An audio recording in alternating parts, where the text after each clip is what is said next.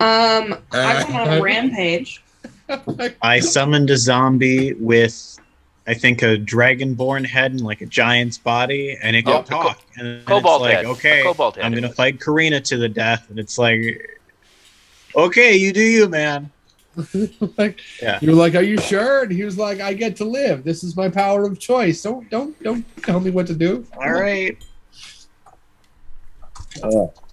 Is that where we at? I don't remember if we actually had the fight yet. I don't think we did. No. I don't think we had the fight. I know that we've lost Duke at this point. And we were eventually going to head towards where he is. Oh, that's right. Yes. Because he has a mighty quest and all that. Right. And it's like I believe, some kind of mountain range where like no one ever returns from. Yeah. The snow is so permanent that the ground below it is almost never seen. And when you do, it's blue. And Kane Industries is at the bottom of the mountain. You're right. See, I'm just leading us towards our goals. And Karina's goal is just to kill all of Kane Industries, so... I can't wait to see how that works out. Do you have a plan with that? Besides just murder? like marching? Yeah. That's a one-step plan. I see. Okay. Have you ever played the Saints Row series? No, I haven't. Okay, so Karina reminds me very much of Johnny Gat. You don't play as Johnny Gat in most of them. In most of them, he's like your right-hand guy. Saints Row is Grand Theft Auto if it didn't take itself so seriously all the time. Okay. And it's super fun. And it's also like greater character customization. Like you can pick your gender, which is cool, and you can stylize your character a whole bunch. And anyway, and Johnny Gat, you do play as him in Gat Out of Hell, where you go to shoot the devil. Yeah, because he's kidnapped your boss, which is how come you're playing as Gat instead. And there's a period where your team will be like, Gat, what's the plan? And he goes, I'm gonna shoot the devil in the face. And they're like, that's not a plan, that's an end goal. Don't you need details? And he went, no, I said in the face. I didn't skip anything. Yeah, that's definitely Karina. That to me, that sounds like a very Karina type kind of thing to say. Keep it simple. Yeah, right. I would shoot him in the face. Having finished that game, you shoot him way more than just in the face, for what it's worth. Yeah, because if it was a one-shot kill, it'd be a pretty boring ending, wouldn't it? Yeah. And I mean, I'm not talking somebody posing as the devil. This is the literal Judeo-Christian devil. You're in hell the entire game. You cause a wealth of damage, and for the most part, he doesn't even care. He's like, whatever. You're breaking things. I'm me. Did you really think it's going to bother me? I mean, so yes, there is a giant zombie creature that has apparently gained sentience and has a kobold head. Karina, why are you fighting this thing again? I tried to convince him not to, but he was very stubborn about it. Do we remember why he wants to fight you? Because you're strong, right? Yeah, I think he has a death wish. That sounds about right. So, who goes first? He looks awfully confident, but he's also like, this is a pride thing, not like an I hate you thing. So he's kind of waiting for you to go first. Though I suppose you could outweight him if you wanted to. Yeah, I will. I'll just go for it. I'm just gonna take my sword out, try and slash him up. You bet. He said he doesn't care if he dies, so. Like, you bet. Roll to attack it. Oh, I have metal dice now. Somebody sent me metal dice. Nice. Oh, nice. Yeah, I feel like a grown up. That's a 6. Oh my god. So you take your sword and you dart forward and you plunge it deep into the zombie flesh. When you pull the sword back out, you're not really sure that did all that much. I mean, there's a hole in him, right? But he doesn't seem to be concerned about said hole, and he's not bleeding from it or anything. Gobbo, do your constructs bleed? Like, do they function like, how zombie are we talking? It depends on how damaged he was when he died, because Gobbo didn't do much repairing. He just put the head on. So okay, his arms were pretty like messed a million stab wounds? Yeah, right. Yeah. He looked perforated pretty bad. You just add another one to the insecrutable pile of them. Right. So you pull the sword out, and he looks down and goes, "Ow!" And then attempts to grab you by the face. Wait, you feel pain? That's okay. I'm gonna write that down. Yes, that hurts. This is the perfect time for research. And he swings his paws at you and rolls a 1, so he fails miserably. On it, and he goes, wait, ow. Apparently combat hurts, and I lied. I really don't want to die. Ow, fuck. Can I change? Can we stop? Ow, fuck, ow. I didn't want to kill you in the first place. Of course we can stop. Ow. Can we, what do you mean do I feel pain? Doesn't everybody? Wow. Ow. I don't want to do this anymore. Yeah. And he runs over to Gobbo and he attempts to get very small and cry. As he's Don't worry, buddy. I'll patch you up. As Gobbo is saying establish that. Say again? What? As Gobbo is like helping out his construct. Yeah. I have one solution to somebody feeling pain. What's that? Distract them with different pain.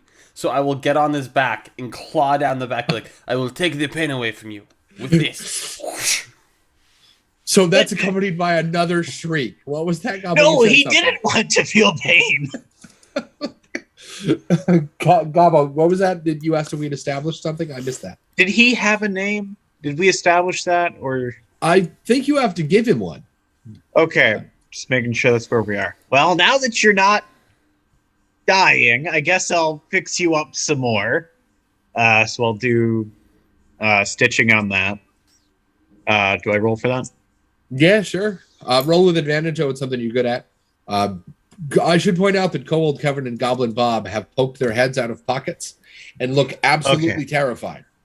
I almost rolled 2 1s, but then the die fell on the floor, so I re-rolled it and got a 5. Woo! You bet. All right.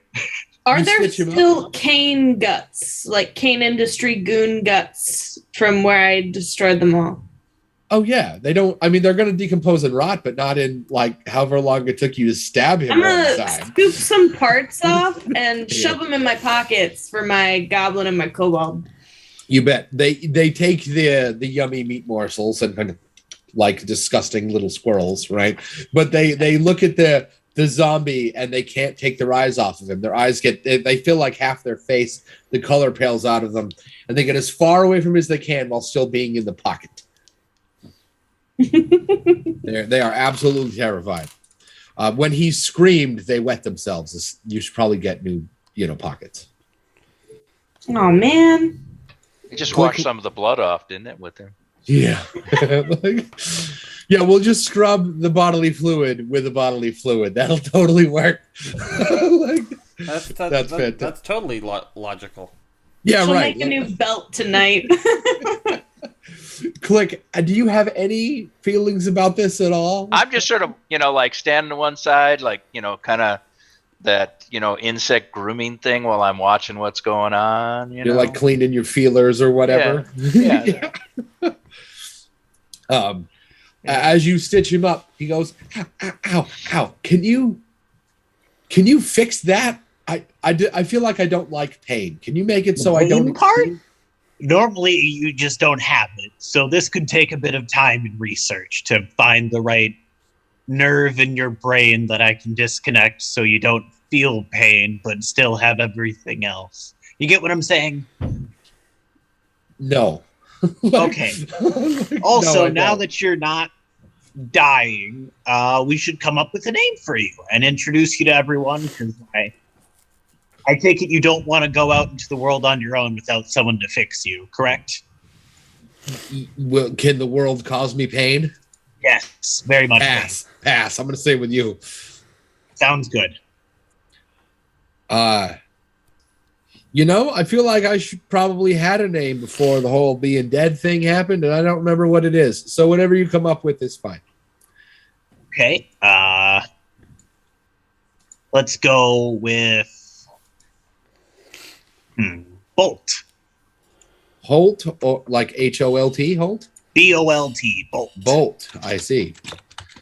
Bolt, the creepy zombie man. with a dragon head that shoots lightning. Right. Bolt.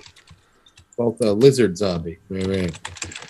I'm also probably going to add in bolts to the side of your neck to help you out, so it's easier to repair you. Right. Put a little Frankenstein's monster in there. Right. Can you charge him after that? Like, does he act as a grounding rod once you put the bolts in? Pretty much. If you need some more juice, I got ways to give it to him. You bet. When you stitch him up, you notice that his some of his skin, a very small amount of it, but it's definitely there, is not dead. Like, that's definitely just like not a small patch flesh. of it, or like an a little bit over here, like little spots of it, but of like legitimately still living flesh. And do I know that if was not that the was case. like that before I brought him to life? Right. When you pulled him out of it was not like that before you reanimated him. Gobbo writes this down. I bet. I bet. Because I love how Gobbo is a scientist before he's anything else. I'm reading a bunch of old comic books, and I'm reminded of how much of an asshole Ant-Man is. It's really cool to have somebody who's like him but isn't a dick. That's great.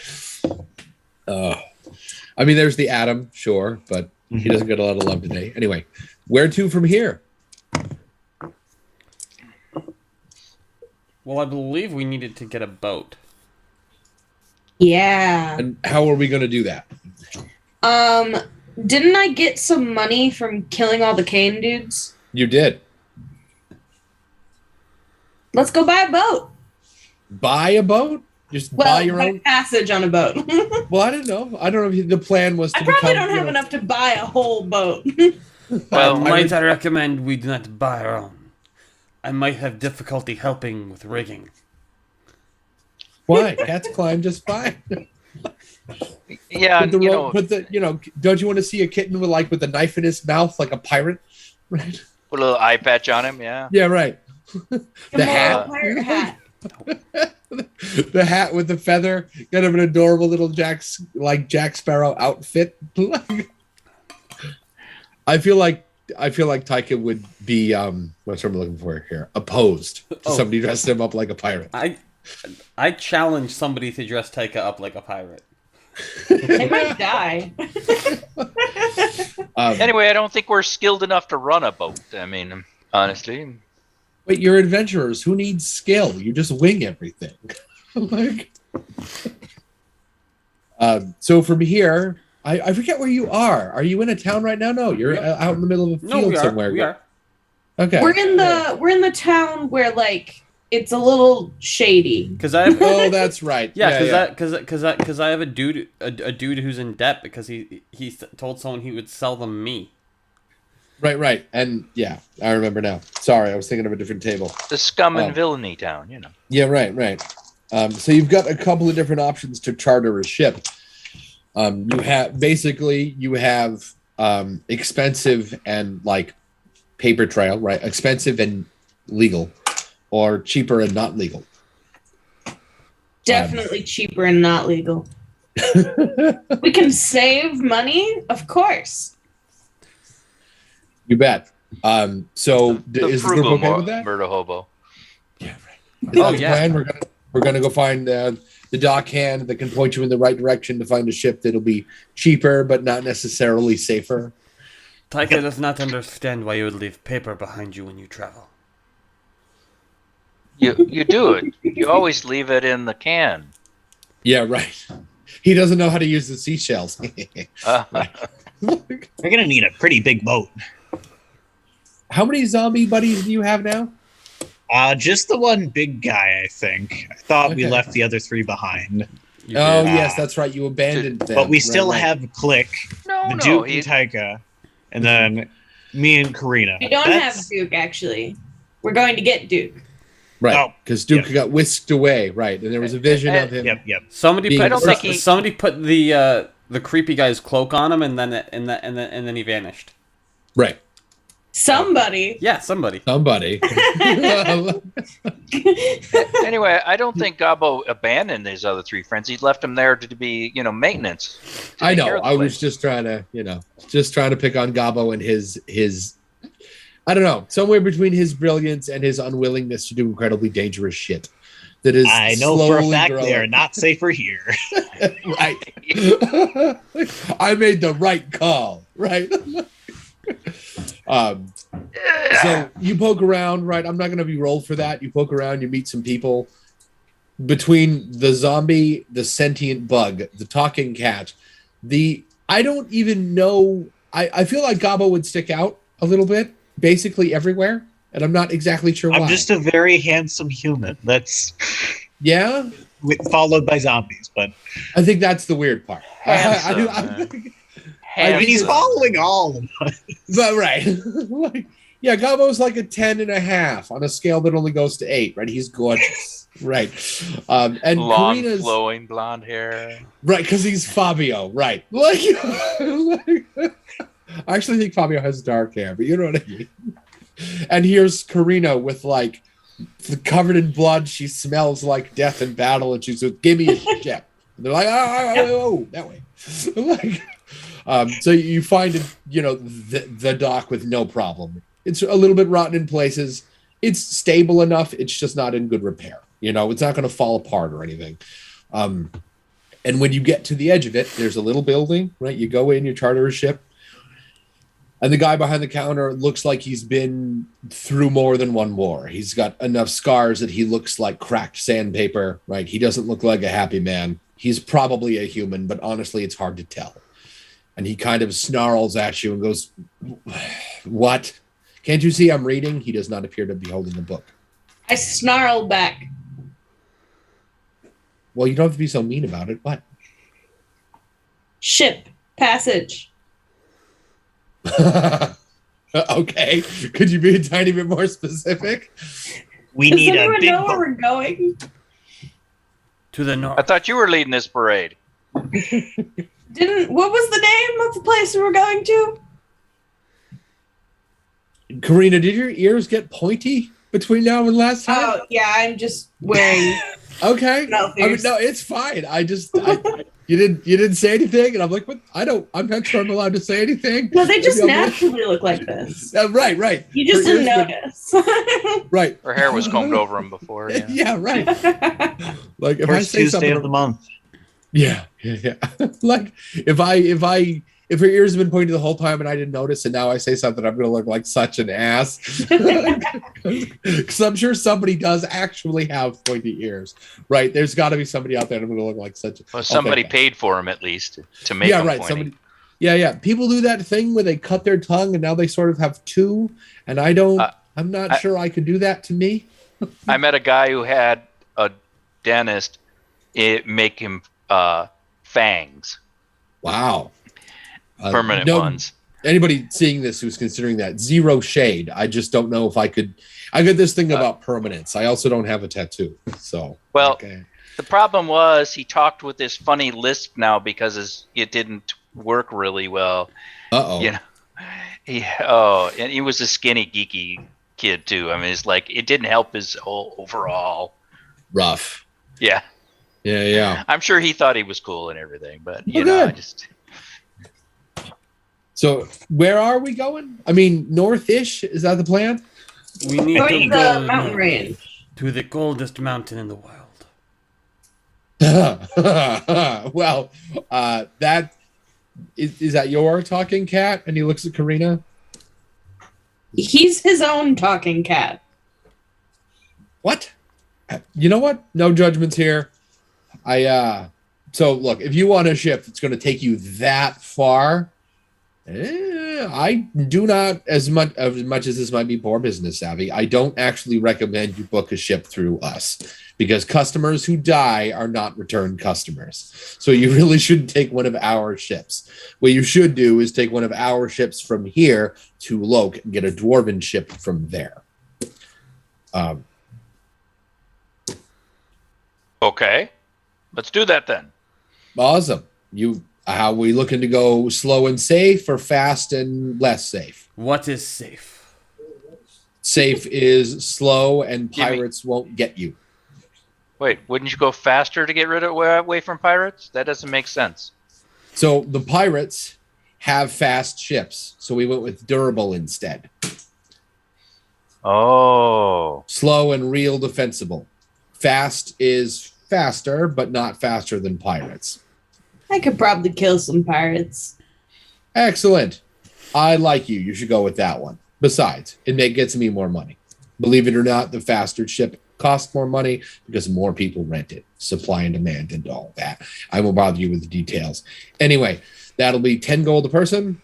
And you know what? 5 for the cat. I'm not really sure you count as a whole person. How dare you? Oh, I don't mean that in like are you a real legitimate life form? That's not what I meant. I just meant that you probably eat less than they do. And you take up less space. I don't mean that in a judgment way, in a utility way. I appreciate that. He sounds like he's protesting too much. He must be guilty. He might be. All right, I get on the ship. Yeah, I'll use the money from killing all the Kane guys. You bet. So the ship itself looks very much like a speedboat, except instead of having a motor on the back, there's this glowing green crystal. There are 2 hands on it. There are 2 guys on the ship already, both little gnomes, right? One in the front, steering wheel, one in the back, hand on crystal. And it goes. There's enough space on the boat for all of you and the big zombie, and not a lot of space after that. Like sleeping, you're going to be doing it on top of each other. It's not quite standing room only, but we're talking like a foot or 2 and then standing room only. There's no under to this boat. It's basically a board with walls on it and a crystal on the back. And the gnome eyeballs you, the one with the crystal, and he goes, is this everybody? Indeed. Yes. Okay, you bet. And he puts his other hand on the crystal, and the boat shoots through the water like a river rock, really. It goes fast enough that it kind of kicks and comes out of the water and re-hits the surface a bunch of times. I instantly grip. That? I was just about to ask, do you have a problem with that? You are skidding across the surface of the water. Like, have you done that before as a bug? Oh, no. I mean, water's not really my friend.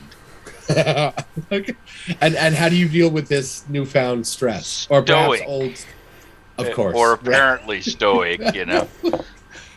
On the outside, he is emotionless and still. On the inside, he's going like this.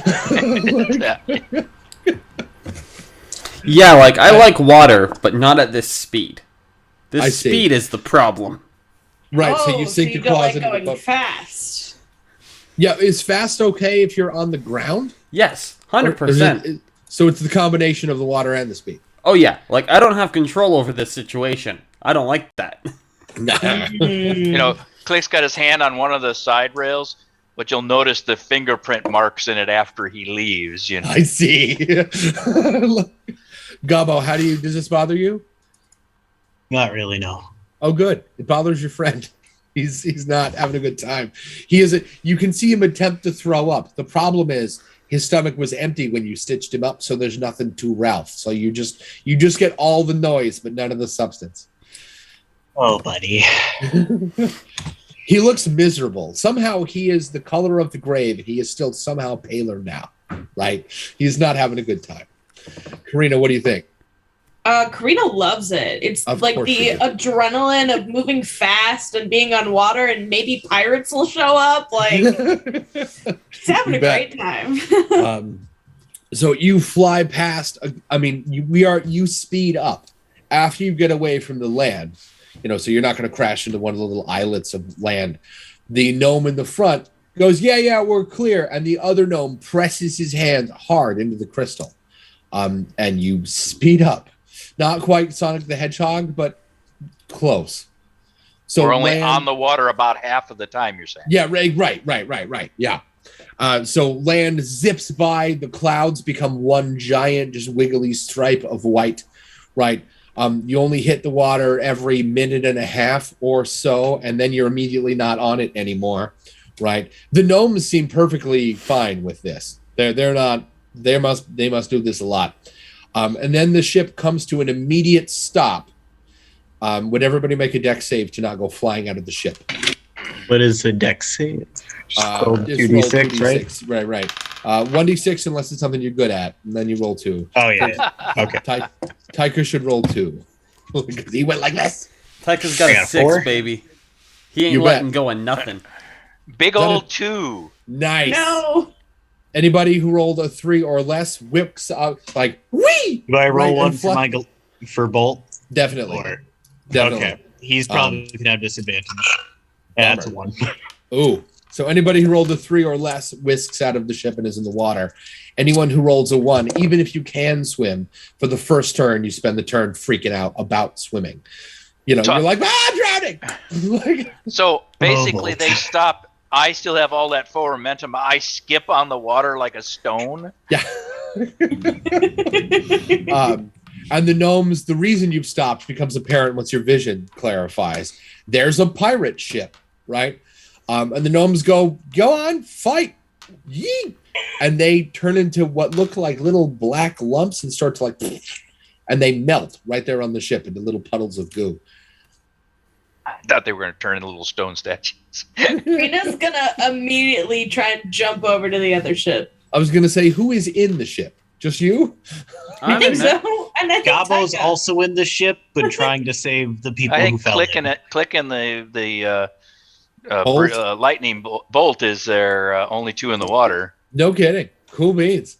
Yeah, so Karina, the pirate ship, we're talking right out of Black Flag, right? Giant ship, cannons, the whole bit. Yep, I want to get on it. Of course you do. I will hitch a ride on Karina to get over there. You bet. And how do we do that? Do we jump? Do you swim? How are we? Can I use? I'm assuming there's in pirate movies where they use the rope to swing over to the other rigging. ship? Yeah, you bet. Yeah. So you're gonna have to get close enough to borrow their rigging because your ship basically doesn't have any. It's just a plywood plank. It's a sheet of plywood with just enough wood around the edge to have a lip. It's basically a flat-bottom swamp boat. Basically, yeah. I see. Yeah. Okay.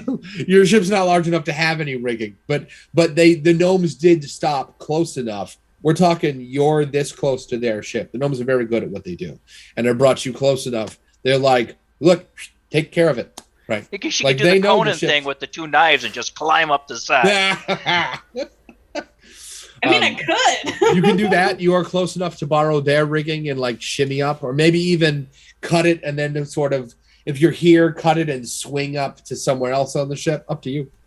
I just want to climb up the side. You bet. Super Wonder Woman. You bet.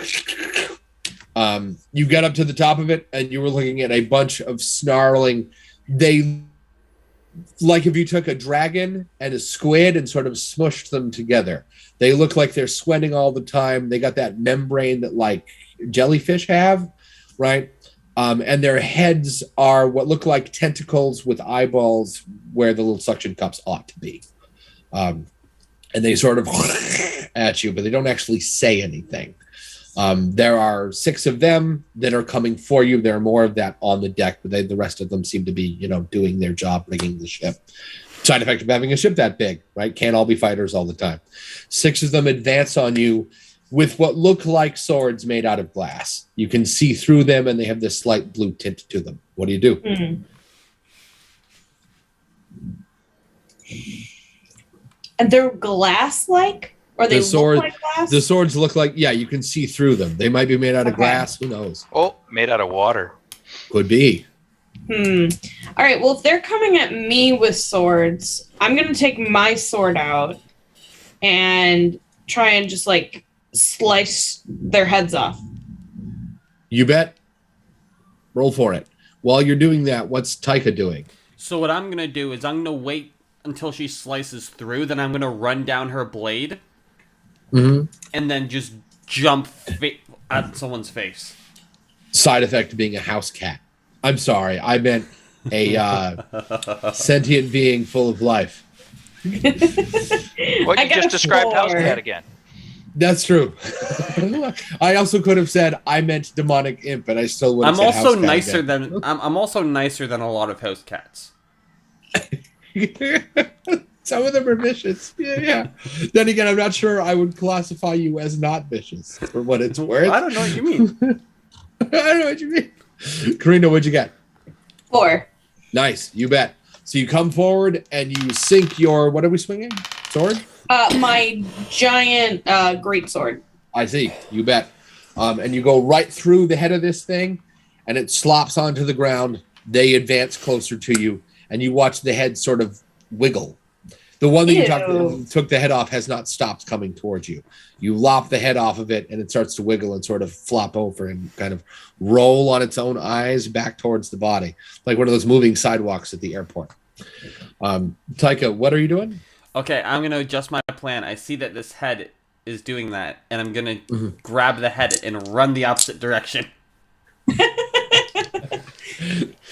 You find Taika on like the mast somewhere eating what is essentially calamari. That's disgusting. You bet. You swipe the head and you run off with it. It flops and attempts to writhe and sort of slap you and like box your ears with its bits. There's not enough of it there for that to really bother. I don't know if it bothers you personally, but it doesn't have enough oomph to really do anything to you. But it's definitely still alive and pissed that you're doing that. Yeah. Gobbo, what are you up to before these creatures attempt to cut Karina? I'm going to try and get some rope to try and pull in, click, and bolt from the water. You bet. When Karina went up, she style. screwed up. You bet. When Karina went to the side of the ship, excuse me, I almost said building. Now I have questions about whether or not a large enough ship would count as a small building. In any case, she cuts off some of the rigging. You have some rope to work with. You bet. Nice. Okay. Is this the kind of thing you usually do? Is this the kind of thing you think you should roll for? I should roll it one day, I think. Sounds good. 4. Nice. You bet. So Bolt grabs a hold of the rope. He is shrieking like a wounded child, right? Like a kid who is bleeding for the first time, right? But you pull him into the ship without any difficulty. Well, some, but because he's probably stronger than you. But he helps, right? He gets back on the board, on the ship, and there's a lot of this. And he goes, oh my God, I hate being wet. Wet sucks so bad. It's like pain, but worse. Oh my God. Click, what are you up to? Thinking. Bugs aren't very buoyant. But you do have cool, very well-groomed feelers, so totally worth the trade. I attempt to swim, but because of the, exoskeleton and the, low body mass, I don't swim very well. So when I skipped on the water a little bit, and then the water tension gave way, he started to go like this. So he's not making any headway. He's just slowing the descent. Ooh. Is the plan to get from the water to one of the ships, or to just slowly drown on your terms? Trying to get to one of the ships, but I just can't imagine that a creature built like this would have a lot of buoyancy or, surface area to swim with. I mean, he's got 4 arms, so it does help. You're right, because you can sort of compensate a little bit. You bet. How far do you think you got from the ship? Wait a minute. Let's see. I skipped 4 times, so about 20 feet or so. Wow. Yeah, you bet. So are you underwater, or are you treading? Yeah, I'll be below the surface, like 5 feet or something. Are you one of those creatures that can manage to open their eyes underwater? I could never get my eyes don't close. Ever? You don't have eyelids? No, I have giant bug eyes. Well, I don't know if they don't have eyelids. I've never investigated a bug that closely. I didn't know. No, they don't have eyelids. Yeah. No kidding. That's creepy as shit. And you see all those multiple images. You ever look at one of those pictures of what a fly sees? Yeah. I just assumed they could somehow get a reprieve with an eyelid and the ability to turn them off or something. Oh, that sounds like so much overload. Anyway, but that means you see what's coming at you. That's probably not better. You see a bunch of what look like squid tentacle people with eyes where their suction cups ought to be, with swords coming at you from the deep. They are below you. Oh, okay. Well, I got a spear. You bet. That's fine. I'll just skewer a fish like those guys in the Amazon. They're probably more buoyant than I am, so man. Yeah, right. I see a plan forming. You bet. Karina, you are massively outnumbered. Well, not massively. It's 6-1. Those are normal Karina odds, I guess. They roll a 4 to hit you. What does the outside of your armor look like once it gets ripped up with swords? So with like a 4, I think they'd probably go through the first, like the top layer where I still have skin underneath, and the not tunic my and the padding armor. Okay, so you're not in any real danger of bleeding to death then. Yeah. So if they cut up that part of my armor, it's all fur. It's not really armor. It's just fur that I've put on. So I'll just look like a normal orc underneath that's bleeding a little bit. You bet. When they cut through your fur hide goodness, they freak out a little bit. And they look, all the eyes, they don't stop attacking you, but all the eyes sort of blink a lot and look confused, and they cluster up around you and attempt to press against you instead of attacking you, like envelop you in their squidiness. I'm assuming you're opposed to that. Feel free to, try and roll to keep that from happening. I'm very opposed to that. I got a 3. Ooh. So they press on you, but not enough to really stick, and you fight off a couple of them. So you've got one kind of on your back and one sort of in the front on the diagonal area, but you still have most of your freedom of movement. But the other ones, you push them back. They're going to try again on the next turn. Speaking of next turn, Gobbo, what do you want to do? You've got your friend did back. I pull Bolt in, or does he just holding onto the rope? Oh no, he's in the ship. He's so unhappy to be wet. All right, one more. Click's still out there, right? Yes. All right, I'm going to go try and save Click now by throwing the rope again. You bet. 3. Ooh, you bet. So the rope lands where Click can see it, but he'll have to swim a little bit to get to it. Speaking of Click, what are you doing? Well, it depends on how close the enemy are, or which is closer, the enemy or the rope. The rope is closer. But you're smart. You see how how they're swimming. If you go for the rope first, I go towards the rope and grab it with my foot. Oh, clever! You bet. What does your bug foot look like? Looks like the 2 talons with the talon in back kind of thing. Okay. Like a dew claw. Do they look like your bug hands, right? Well, I have fingered hand. Oh, that's right. They have not human fingery, but more than 2 in the front and 1 in the back. I see. Buggy phalanges. We still build things, Right. Do you have thumbs? Do you have a thing that functions as like a thumb? Like a thumb. Yeah. All right, cool beans. And you have what? 4 hands? 4 arms. Yep. You're right. So you can grab the rope with one of your feet and still presumably fight off your attackers. Yep, I grab the spear in the 2 hands on the right and the sword in the 2 hands on the left, and we just do the best we can. You bet. The enemies come at you in the time it takes you to get to the rope. The enemies come up below you and are within swinging distance. They thrust their swords forward like you do with a spear, except they don't throw it. And the temperature around you drops dramatically. Feel free to roll what amounts to a con save to not be affected by that. That's something you're good at. Feel free to roll 2 dice. I don't particularly think I'm good or bad at it. 4. Not bad. You bet. So the temperature is getting colder. While you don't freeze, you start. I mean, if they keep that up, the water will. Right. Whether or not you shrug it off or not, it'll be a problem because you'll be a bugsicle. Do you want to attack them? If they're close enough, I'm not letting go of the rope, though. They are close enough that you could swing at 2 of them. You bet. All right, then I will do so. Thrust and swing. Well, 1 misses, and the other is a 4. You bet. So you did the thrust or the swing hit the creature. Yep. So you stab one of them. Yep. You bet. They don't take well to that. As you thrust your spear into one of them, it folds in half and wraps around the weapon. And you still come back. You just come back with the creature wrapped around the point. Yeah, because there's no resistance, not on the ground. And Right. Taika, what are you up to? You're on the ship having a calamari that's still alive? Kind of. What I'm going to do is I'm going to channel spiritual energies through this creature's head and use the creature's body to fight off his friends. I didn't know that was something you could do. I don't know. I don't know if I can either. So I'm just going to roll one die and see if I get it. You bet. Divine leftovers, I got a 3. Nice, you bet. So it's not there's like a signal lag, right? You tell it what to do, and there's a second or two before it actually happens. But it's working. It's like a video game that you bought that you have to set on low settings to play it. You're still technically playing it, right? so it works.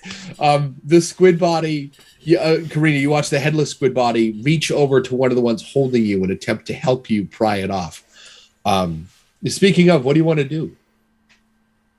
Can I gauge, so obviously they don't have, human flesh.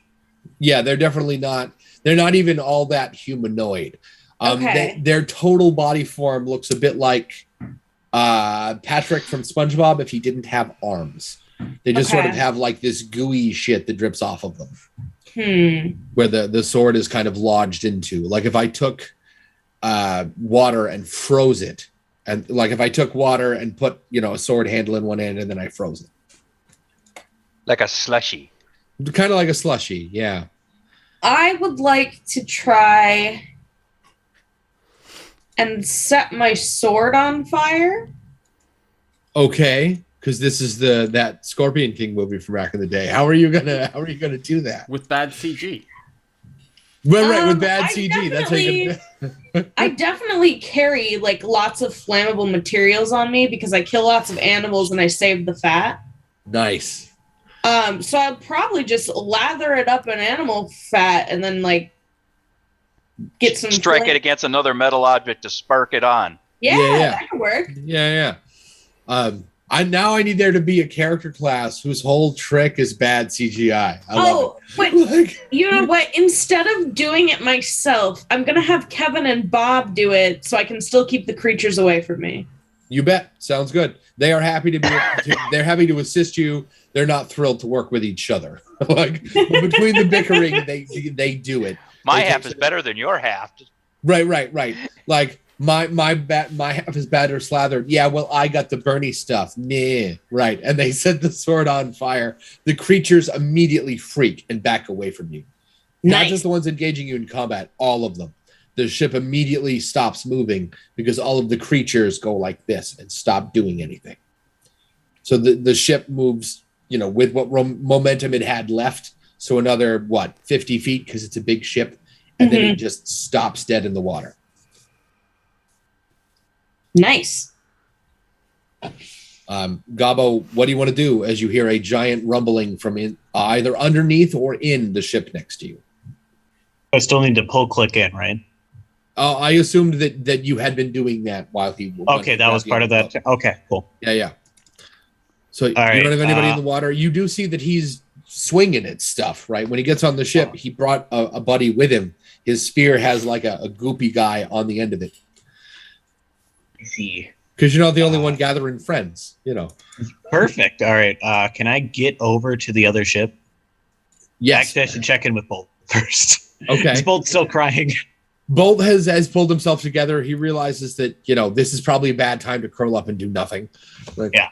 He's going, okay, I can do this. He's got testimonials, not motivationals, right? I can do this. Mind over matter. I'm the best. I can handle it. I can do this. He's pulling himself together. And he goes, okay. You can shoot lightning, right? I did that one time. I need to think of the best place to hit lightning on a ship. Be the sails or just the middle of it? I mean, the sails will probably be the most flammable. He goes, all right, hey, see, boss, the big Dad, sails up I'm not sure what to call you. Could I throw you onto the ship? I mean, I know that I can. I'm trying to help, and I don't know if that's I'm just thinking if I would break. Oh. I'm not as durable as you. Oh, yes, and I would hate to expose you to pain. What a terrible thing. You know what? Let's go with your plan. I'll blast this. Yeah. And he looks at the sails and he goes, oh, those are kind of up there. All right. Oh, okay. And he sort of nudges you out of the way and he goes, how did I do this before? Nope, that wasn't it. Nope. Ooh, I got it. And he punches himself in the chest really hard. He goes, ow! And lightning shoots out of his mouth. Roll to see if he hits the sails. Is that normal or? I'm not sure. The lightning's an innate thing, so he's probably proficient with that. But you're at a low angle and the sails are far away. So I guess that's we'll call it normal. Yeah, I'll go with normal. 6. No kidding.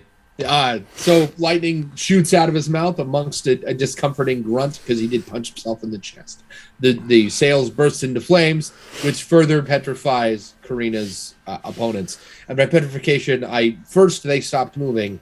Now this gray stuff that looks an awful lot like stone is literally leaking out and onto them. They might actually be petrifying. And as he finishes catching his breath, he goes, "That was fun. Well, I'm glad we went with your plan, not mine." Marvelous. Taika, what do you think? Taika is going to throw the head at the sails to knock it down and to have it drift down onto them. The head you have in your mouth? Yeah, so what I'm going to do is I'm going to throw the head in my mouth at the sails to knock them off of their rigging, to have those sails drop on the squid dragon people while they're burning. That's a small head and a big target. So I'm going to be rolling with disadvantage. Hell yeah. Yeah, go for it.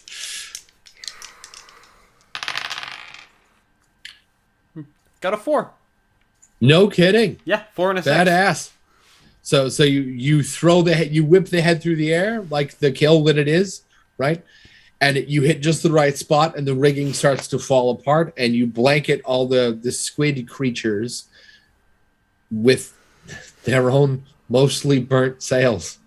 I mean, it's lightning, and they set on fire. They start to spread out, like they are actively burning, and it's getting worse.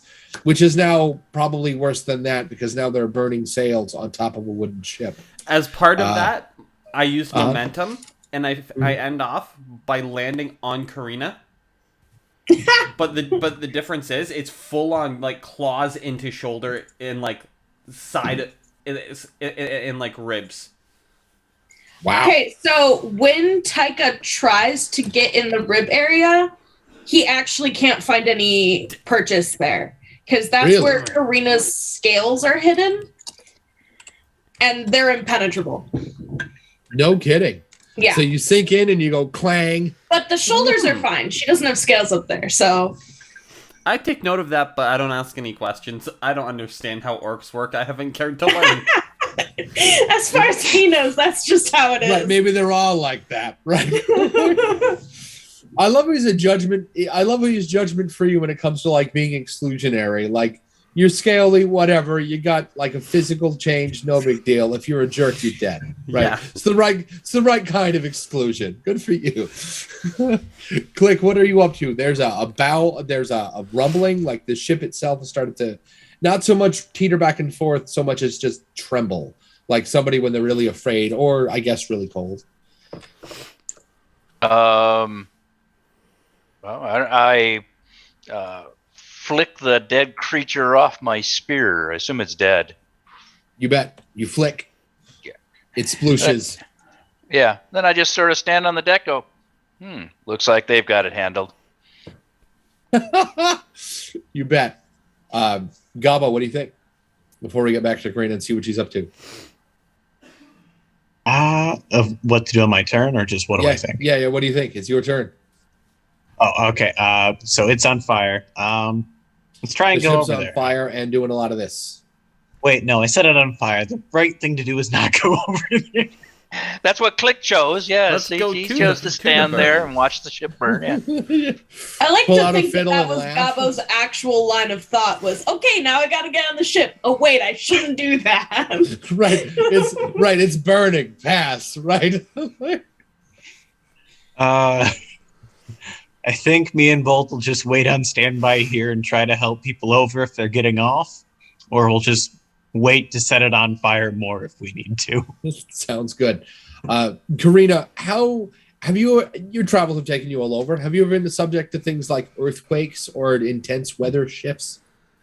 Yes. Okay, sure. Then something is happening to the ship. Roll and what amounts to an investigation, but with 2 dice. Okay. Oh, on the floor. Let's try that again. I got 2 2s. Rough. So you know something is happening, and you can't quite put your finger on what it is.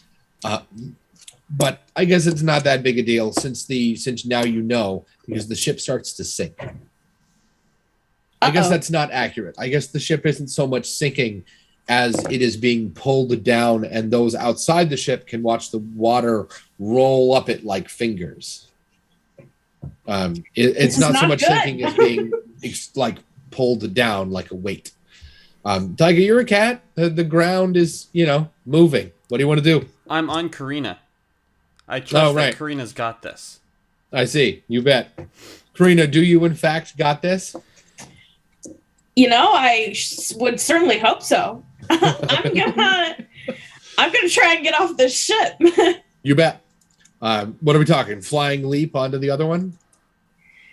Yes, but before I do that, I'm gonna put my sword out so it's not on fire anymore. I see. You bet. Make a flying leap to the ship at disadvantage because your terrain isn't flat. So okay.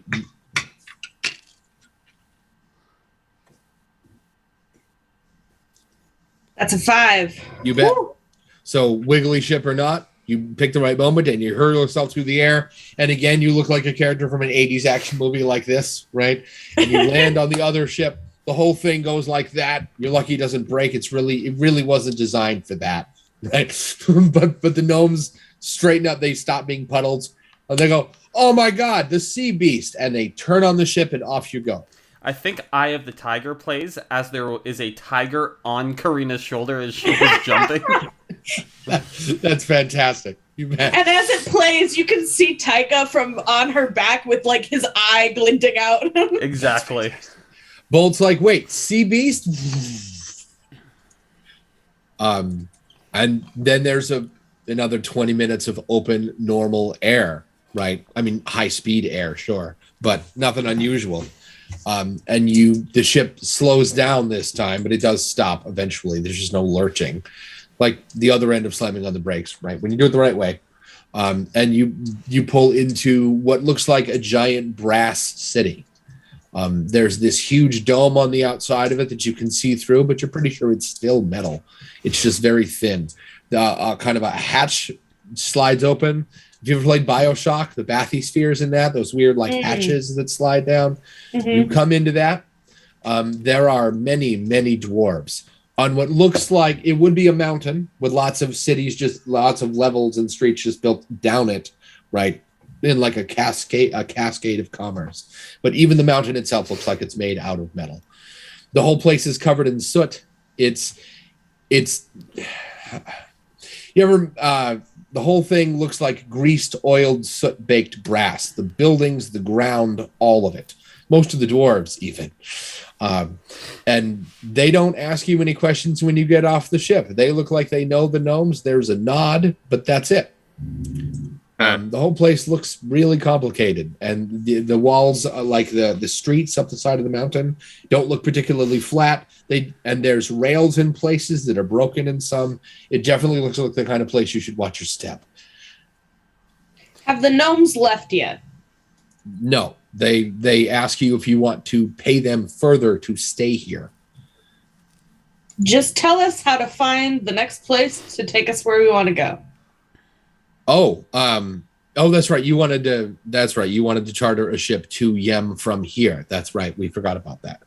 So if you're going to do that, the only ships that are hardy enough to take you to Yem from here, if you ask any of these dwarves, they'll tell you all the ships, but that's not true. That's just dwarves being proud of dwarven work. The truth of it is most dwarves don't actually sail, so they don't actually know. If you want a ship that will be safer, you'll need one of the King's Royal Navy. What? You asked for what would work, not what would be easy to achieve. Seems easy enough. As it happens, we understand the King of Loke to be in a recluse at the moment, in seclusion. But hey, that's your problem, not ours. Well, we don't need to see the king. We just need to see his ship. Mm-hmm. Wait, are you suggesting you would steal the king's ship? He didn't say that. You're right. No, it's more like freelance borrowing. Right.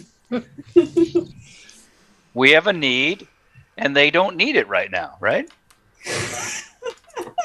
I suppose one could interpret it that way. I suppose. Greater community, you know. Yeah, right. You're not using your weapon of mass destruction, so let me borrow it. Yeah. So they go, you don't want us to stay, then you bet, not a problem. And they get on their ship and they 2 less witnesses now. Nice. You look around, you don't actually see any ships, though the docks here are definitely large enough that they can contain many of them. For what's worth, the description was that you had lots of like the dwarves are high on, like, big on military presence. You don't see a lot of that. You actually don't see enough people to match the amount of buildings. Like, there's definitely people not home right now. But the dwarves, some of the dwarves working on the dock, look at you. They notice. They don't care. Anyway, dwarves all live underground. I don't expect to see them.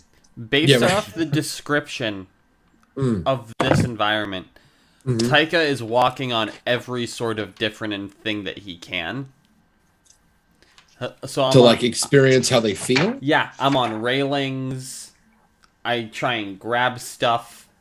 This seems dangerous to a level that it would be like a cat's dream. Yeah. Gotta touch all the stuff. Yes. I love it. You bet. So, yes. I go up to one of the nearest dwarves I see. I go, where's the Royal Navy ships docked at? He just sort of blinks at you in disbelief. And he goes, you're not a local, are you? We're at war, son. I take my 4 arms and kind of wave down my body. No, not a local. So what? You're a bug. You think it's just dwarves here? Whatever. Look, we're at war. All the king's men aren't available, including his ships. It seems like an odd request. I wasn't worried about his men. I was just worried the ships were. Most of them are out there being shot at, hopefully shooting more than they're getting shot. The ones that aren't being shot at are on the other side of the island being repaired. Okay, good, thanks. All right, guys, other side of the island. He goes, I don't mean to poke my nose into, well, yes, I do, into dwarven business. But they're not just going to let you wander in there. That's a repair yard. They'll probably be opposed to you just wandering in. None of my business, really. Just figured you ought to know. Loke dwarves are friendly dwarves. And he wanders off. Before he wanders off, Karina's going to grab him by the shoulder and be like, where's the king? In seclusion. Where? Do I look like a royal attendant to you? I don't know, but presumably in his castle or somewhere like it. Cool. You can't miss it. And he points. And on top of the mountain, there is a building that looks an awful lot like the rail car off the front of a train. Of the one with the big grill on the front and the smokestack on top. And he goes, he's there. That's the palace. Whether or not he's in it, I have no idea. I've never met the man. I didn't even vote for it. Karina's going to turn around to the group. All right, guys. There's one thing that kings always want to do, and it's kill people. And what are some of us good at? Killing people. I thought we could work something out.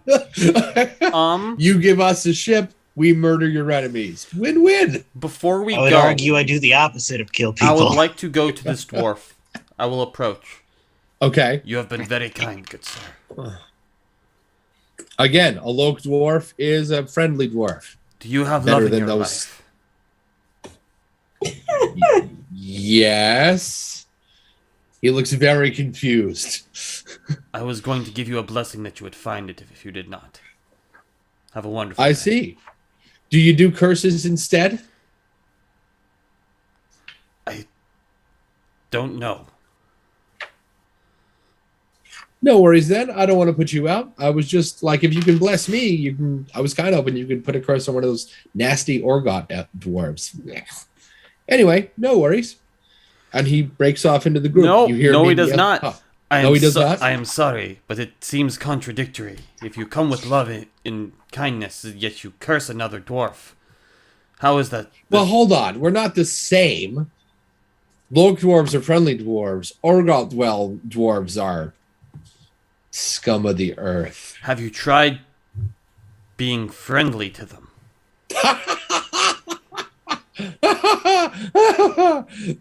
That's like asking the ocean to be dry. It's like asking the ocean to not be wet. That's funny. I'm gonna be laughing about that all week. I mean, if the ocean freezes, it's not wet. No, That's I true. believe it's still wet.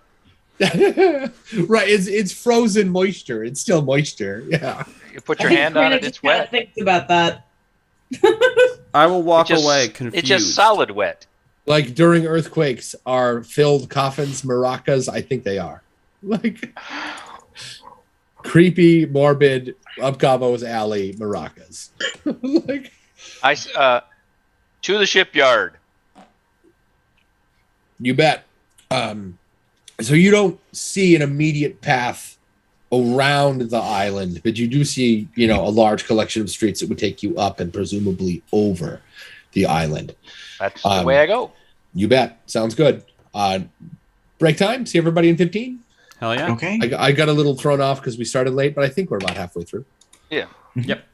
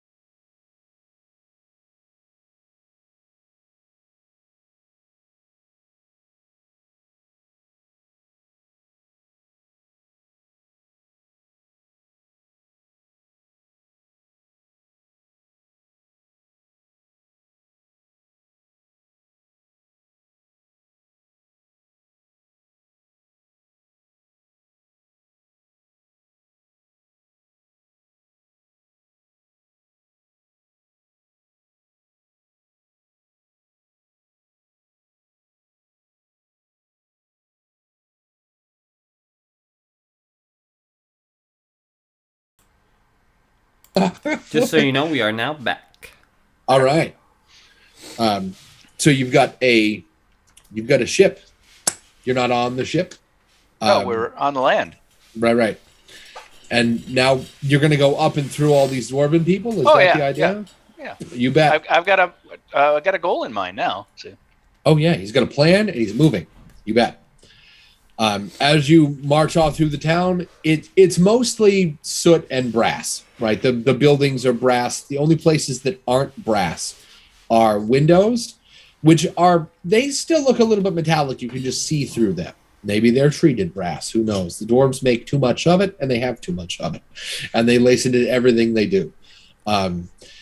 When you start marching up the trail, though, guards, well, they're not really guards, are they? They just look like armed citizens. Stop Gobbo's friend, Bolt. And they go, hey, whoa, what are you? Bolt sweats a little bit. He doesn't actually sweat. He's a dead thing, right? But he looks at you and says, hey, why don't you take the Goliath kobold? Haven't you heard of them? He's our friend from out of town. It's a very rare species. They eyeball you and they go, They look at Haven't each you other. heard of protected species? Like Nat Geo, right? We're gonna have a PSA, right. Gonna film a sad commercial where like Bolt's in the corner crying. They're like, yeah, right. This is a protected species. right. We don't let them know. We just for a get small them donation of $5, we will send you a picture of the like. You can make a difference, right. They eyeball each other and they go, we're watching you. And we are watching you. They go, what? No, we don't have any problem with you. You're a sentient cat. We're pretty confident that's a zombie. You're a It does not zombieist? change that I am watching you. Did you ask us if we're zombieists? Yeah. Yem is right over there, and it's filled with necromancers and the Walking Dead and almost all the problems that have ever befit the island. Yes, we're zombieists. Okay. Just wanted to make note. We're going there to kill people. Have you ever met a zombie that could talk? Yes. Have you met a zombie that doesn't? Most of them, yeah. How fluently do they talk? Well, at least as fluently as we do. Sometimes more so, though we would not willingly admit that. That you just did. Karina's gonna like lean over to Gobbo and go, I think you just suck. Well, for what it's worth, I don't think Gobbo does straight up necromancy. I think he does like creepy alchemy instead. He's a reanimator. That's true, but Karina doesn't know that. Right, the nuance is lost. Is that what you're saying? He's more of a reanimator. Yeah, right. He you know. Regardless, he's a Goliath kobold, and the fact that you don't respect that is pretty messed up. I love how you're absolutely not copping to the idea that he is absolutely a zombie. I love it. That's a subclass. That's like saying, I'm human, but right. I'm also something all else. vampires are undead, but not all undead are vampires. Is that what you're saying? I see. They look a little rubbed the wrong way, right? But they snarl and get out of the way. As you head up, you take the rickety path up through the streets one at a time. About halfway up, you go from the lower, like these people here on the bottom look like the people who work on the docks. You can see footprints that go from the dock to the doors and basically back and forth. There's not a lot of commerce or anything going down here, just stuff coming off ships and being organized and sent up the path. When you get to the first staircase that will take you up, you encounter a dwarf that is not mean at all. He's actually kind of bubbly and he's not covered in soot. He has what looks like a tarp with handles on the end of it that's heavily padded. Like somebody took a bunch of mattresses, bolted a tarp to the bottom of them, and then kind of attached a handle to it. Kind of like a rickshaw, but not as well made, like there are no wheels. And he says, you do not look like you're from out of town. You look like you're from out of town. And I love to help people who are from out of town. So where are you going? I will be happy to take you there. The king. The royal docks. No. You should. You don't want to go there. You should For how if you're much out of town, do you should go buy stuff. Well, I know the town pretty well. What is your The royal cost? docks then? The royal dock. I can't take you there. I mean, I can, but they'll just turn you away. Then how are you helping? See, we listed 2 places and you could do neither one. How hopeful is that? You have look. I'm sorry, really. You have unusual requests. Usually, people want to go to the shopping district or to see a relative or something. I need to meet the king so that I can kill people for him, so that I can get a boat. Why didn't you start with that? People. If you want to kill people for somebody else's cause, this makes you useful to everybody. But I know what you're thinking. You're thinking if you go up to the king and you offer some sort of trade or whatever, I kill people, you have enemies, stabby, let's make a deal. That's not how it works here in Loke. You'll need to enter the fighting pit and get a sponsor. Lots of people come to Loke looking to help the king kill people. You look terrifying, and he points to the kobold Goliath. And you look terrifying, and he points to Karina, and he goes, I have no idea what you are, and I don't mean that, he points to Click. He goes, I don't mean that in a bad way. I mean that as you can use that. You're weird, that's good. You're just a cat, nothing personal. Excuse me, I am not just a cat.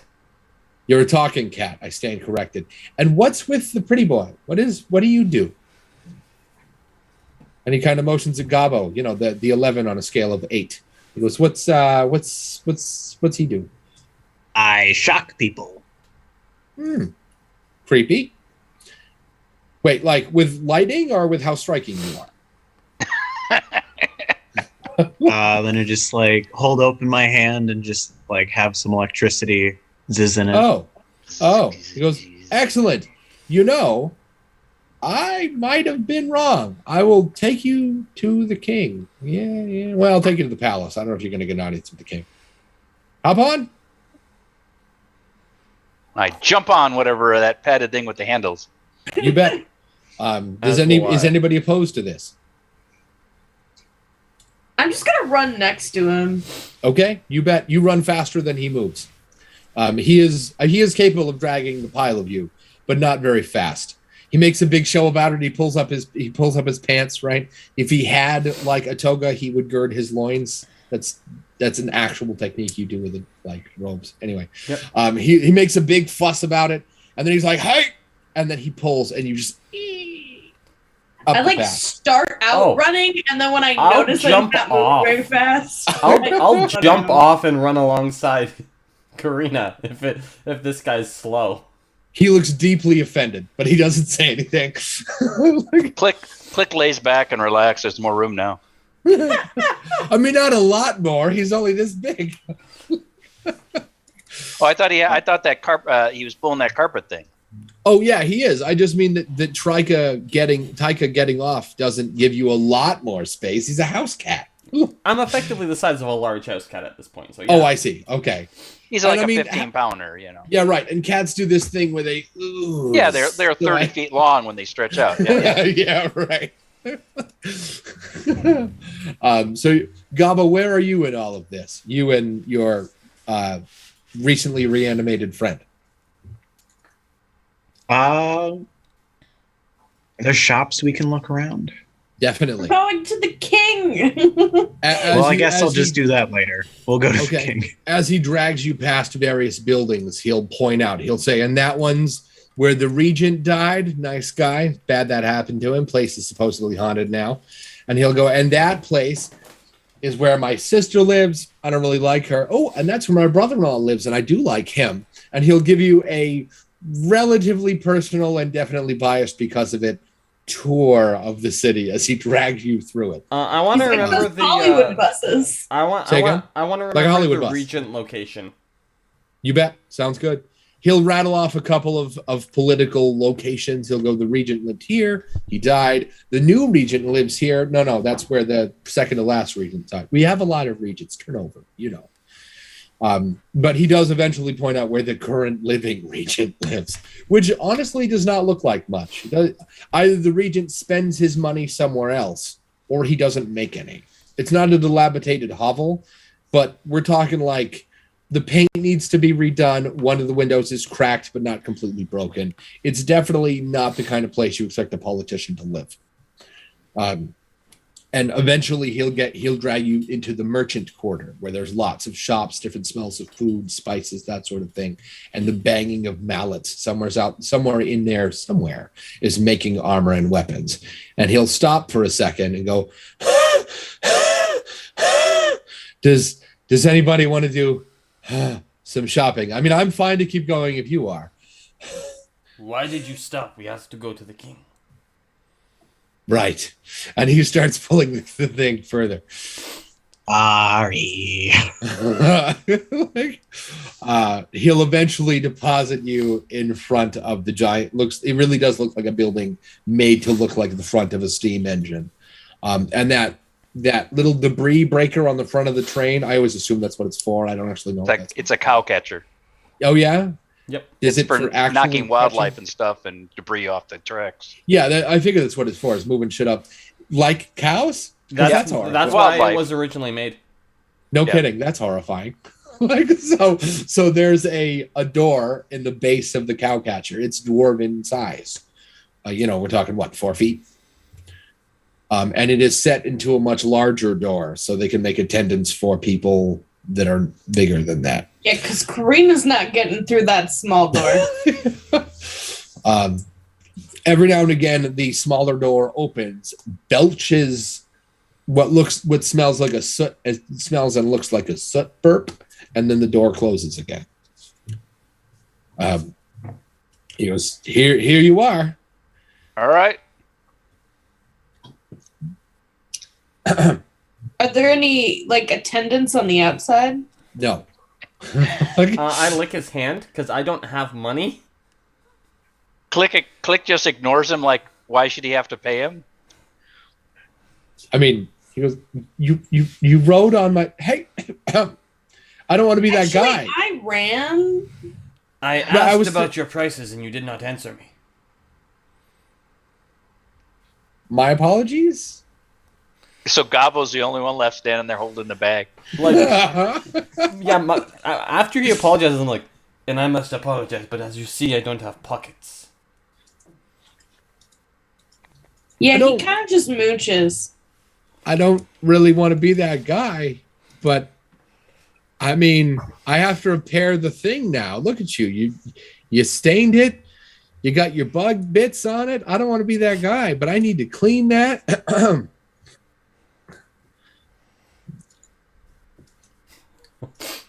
Taika's got nothing he can do about it, so he's just waiting. Click's already walking away towards the door. I mean, yeah, I figure at this point he's humming at Gobbo, like, "Look, if they're not going to pay me, that makes it your problem." And he just sort of eyeballs you. What is the currency here? Hold on, I have that in my notes. Hold on. What I get for waiting, having a question I knew you'd answer, not having the answer in front of me already. Don't blame me. I mean, blame me if you want. And he goes, "Well, it's not a lot. It's a humble living, a rubla each." A ruble? A rubla. It's a gold coin that's worth about $1. So the world, each nation has their own currency, names for it, and they look different. But the general denomination of value is usually broken into similar sized pieces. So there isn't really an exchange rate as much as money that just looks different. All right. See, I didn't write down that I had any money. You might not. I don't know if you do or not. He doesn't know or care. He would just like to get paid. I think Karina at this point just deep sighs and kind of glares at Gobbo and gives the guy a coin. Don't give me that look. We all went on it. I did so not. That's not true. Two of you didn't. Which is why Karina's upset, I think. She's like, "Why am I paying for a ride I didn't take?" She's like, "I always end up paying." All right. I have a little bit of gold left over from when I just cleared up bodies. There was always some gold left over on them. So sounds good. Here's 3 gold pieces. I don't know the conversion. It's probably close enough. 3 different gold pieces from different countries. Yeah, right. He goes, ooh, and he takes the different coins and he looks them over and he goes, ooh, money from other places. Ooh. And you watch him belch into smoke and disappear. Mattress too, poof. Oh, he was a djinn. I realized I said smoke. What I meant was he belches into soot and disappears. But it still doesn't make him any less of a djinn. Phoenix? It was just a distinction I needed to make. That's all. So now you're standing there alone in front of this door. I'm gonna pound on the door. Pound like bang, bang, bang, let us in, like that? No, like slow and serious. Like, this is someone you should pay attention to. Bang. Oh, I see. Yeah. I give all the shits. You bet. So there, after a series of banging, nothing happens. I grab a hold of the doorknob and try to open it. You bet. The big door, Right, the big door. You bet. It pushes open. It's not locked or anything. Yeah, so that's what I found. You bet. She bangs on it, and I'm just trying to stand on the side. When she stops banging, I just step in front of her, push the door open. You bet. When you get inside, there's a drastic change from outside. Outside the city is mostly brass. Even the street is made of little pounded flecks of it, like a mosaic of metal. When you get inside, there's a black, thick carpet that lines the entire place. And it's probably not stained so much as actually a black carpet. And there are big statues of dwarves that are much larger than they were in life, made out of what looks like a black metal with lots of red paint accents. From the clothing on them, they've got to be dwarves from different periods, maybe kings of old, who knows. If any of you might know, feel free to roll. But the clothing definitely tells you that the dwarves are from different times in the past. You don't actually see anybody who's alive in here, though. I would roll, but I'm distracted by feeling carpet. I see. Because I've never felt carpet. Ever? As a cat, that's got to be a treat. Yeah. I thought you were like 10,000 years old. I am. I lived. Do you think a deity had carpets? Yes. Wall to I wall. just assumed you could make it if you wanted to. They would have had like finely woven rugs, but those things are dense. Yeah, I guess that's different than like normal carpet. Yeah, I suppose. Yeah. Normal carpet's a thing. Yeah. So from here, do we head down the hallway? Is that the idea? Start You hiking bet. down the hallway. As you head down the I'm hallway, purring as I walk because I'm digging my claws in the entire time.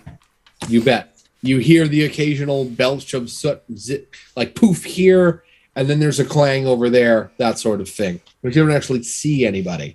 Once you get out to, it's, hallways maybe 60 feet, maybe a little bit longer, and you're spill out into the large royal chamber you think there's going to be inside of a big-ass castle, right? Spaces for thrones, carpet, lots of space for people to stand around, pillars with sockets for torches on it, the whole bit. The difference here is that instead of torches, there are what look like spheres mounted to the sides of the pillars that have little creatures in them that buzz around and light up like fireflies, just bigger. As you enter the space, there are belches of smoke on the thrones, and then they are filled with 2 dwarves. And they look at you. They look very sad. They have their heads hanging down. They look somber. They raise their eyes at you, but not their heads. And they ask you what they can do for you. So the king's dead, huh? To kill people? The so that I king can get on a ship and then go kill more people. The king is in seclusion. Let me get this straight. You're offering your services as a murderer? Yeah, I can kill anybody you want. Generally not kids, though. Generally not kids. We must never kill children. I'm not sure what I like more, that you offered up after you just said I'll kill whoever. There was a yeah, but, or that the yeah, but also came with a condition. That was like yeah, but maybe that was great. They go, the king is in seclusion. He's unavailable. And unfortunately, we're not in a position to appoint you loyal slayers of the throne. Well, then stand up straight so you can. Wait, we do have... What do you if we were going to theoretically hire you anyway, what do the rest of you do? You look like you're traveling as a team. We can't have just anybody. I search. I'm a medic. My friend here is the muscle. You're so their team M&M. Yeah. You're a medic, as in medicine and healing? Yeah. Stitching. Yeah. Stitching. There is 2 belches of soot, and you are being held by 2 more dwarves.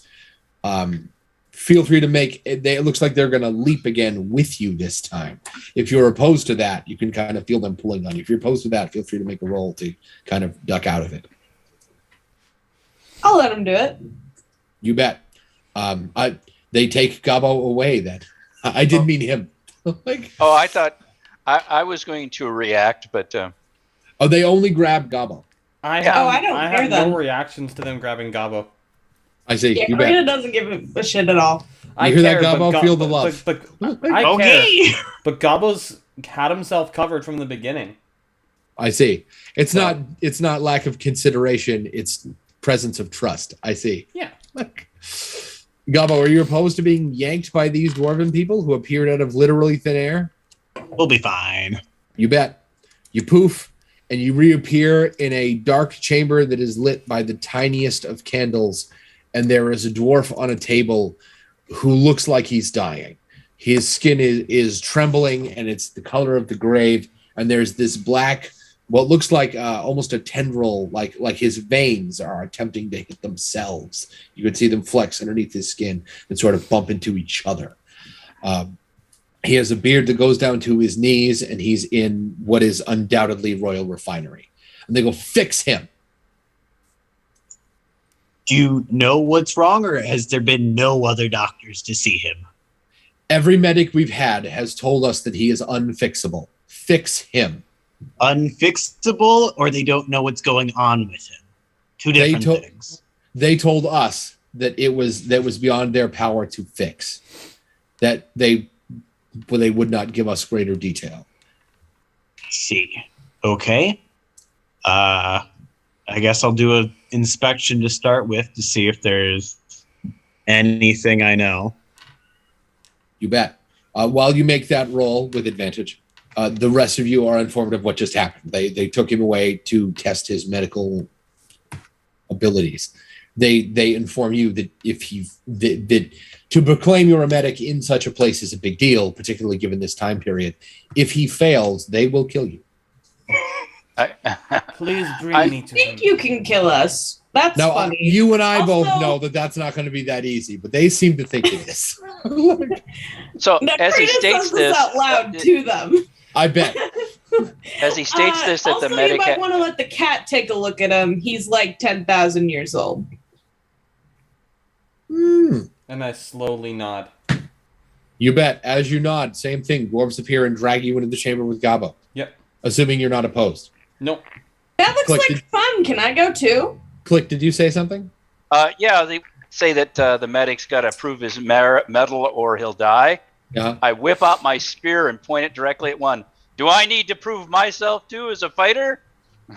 If you would like to do that, and you watch many dwarves fill the space with axes. Like dwarves appear. I'm not afraid of axes. Just they go, dumping axes on the floor when they no, come I in? mean dwarves, armed dwarves appear, like as kind of posturing. You know? Oh, that's different than Yes, filling dwarves the place appear with with axes. axes, throw them on the floor, and then disappear again. Right. That's filling the place with axes. Yeah, right. Gobbo, what'd you get for your roll? I got a 5. No kidding. So he's definitely dying. And he has corpse rot. You've had Corpse that before, rot. probably. Corpse rot. So more flesh is poisonous. If you hang around zombies, the undead, too long, sometimes it affects you. Kind of like, I forget his name. Leprosy. Yeah, is that how you get leprosy? By being around the undead? You too can be long? in contact with somebody who has leprosy and catch it. Oh, I see. Okay, good to know. I didn't know that. And it causes a rotting disease that kind of similar to what you're talking about. Yeah, right. Yeah, his blood is repelled by itself. So his body is trying to get his blood away from itself. So even his veins will two different veins will pull apart from each other. This will inevitably fail. He will die. Corpse rot is fixable, but only by a plant that grows in incredibly bright, dry places. Like the other end of undeath. I don't know if you have something like that on you. I assumed that you've had this happen to you in the past. Predilection? It happens from interacting with the undead. This is certainly a problem I've encountered before. You bet. Corpse rot is lethal, if not like rabies. If you get the shot early enough, you're definitely gonna live. If you don't, you're definitely not gonna live. Except for that one lady who was immune somehow. Amazing. I read that story the other day. There's a woman who absolutely got fully infected. That's Typhoid. Literally unprecedented in human development. Holy Typhoid Mary? No. A woman who got rabies like a couple of years ago and just was like, ow, it's over. What? No, nobody survives full-blown rape ever. And she just shrugged it right up. So, what? In order to help the situation, because of the corpse they bring you into the room too. Yeah. Yes. Can I use my mystical energies and probably put myself unconscious because of the severity of what's going on, to pull back the severity of the corpse rot to make it easier to treat? You can certainly try.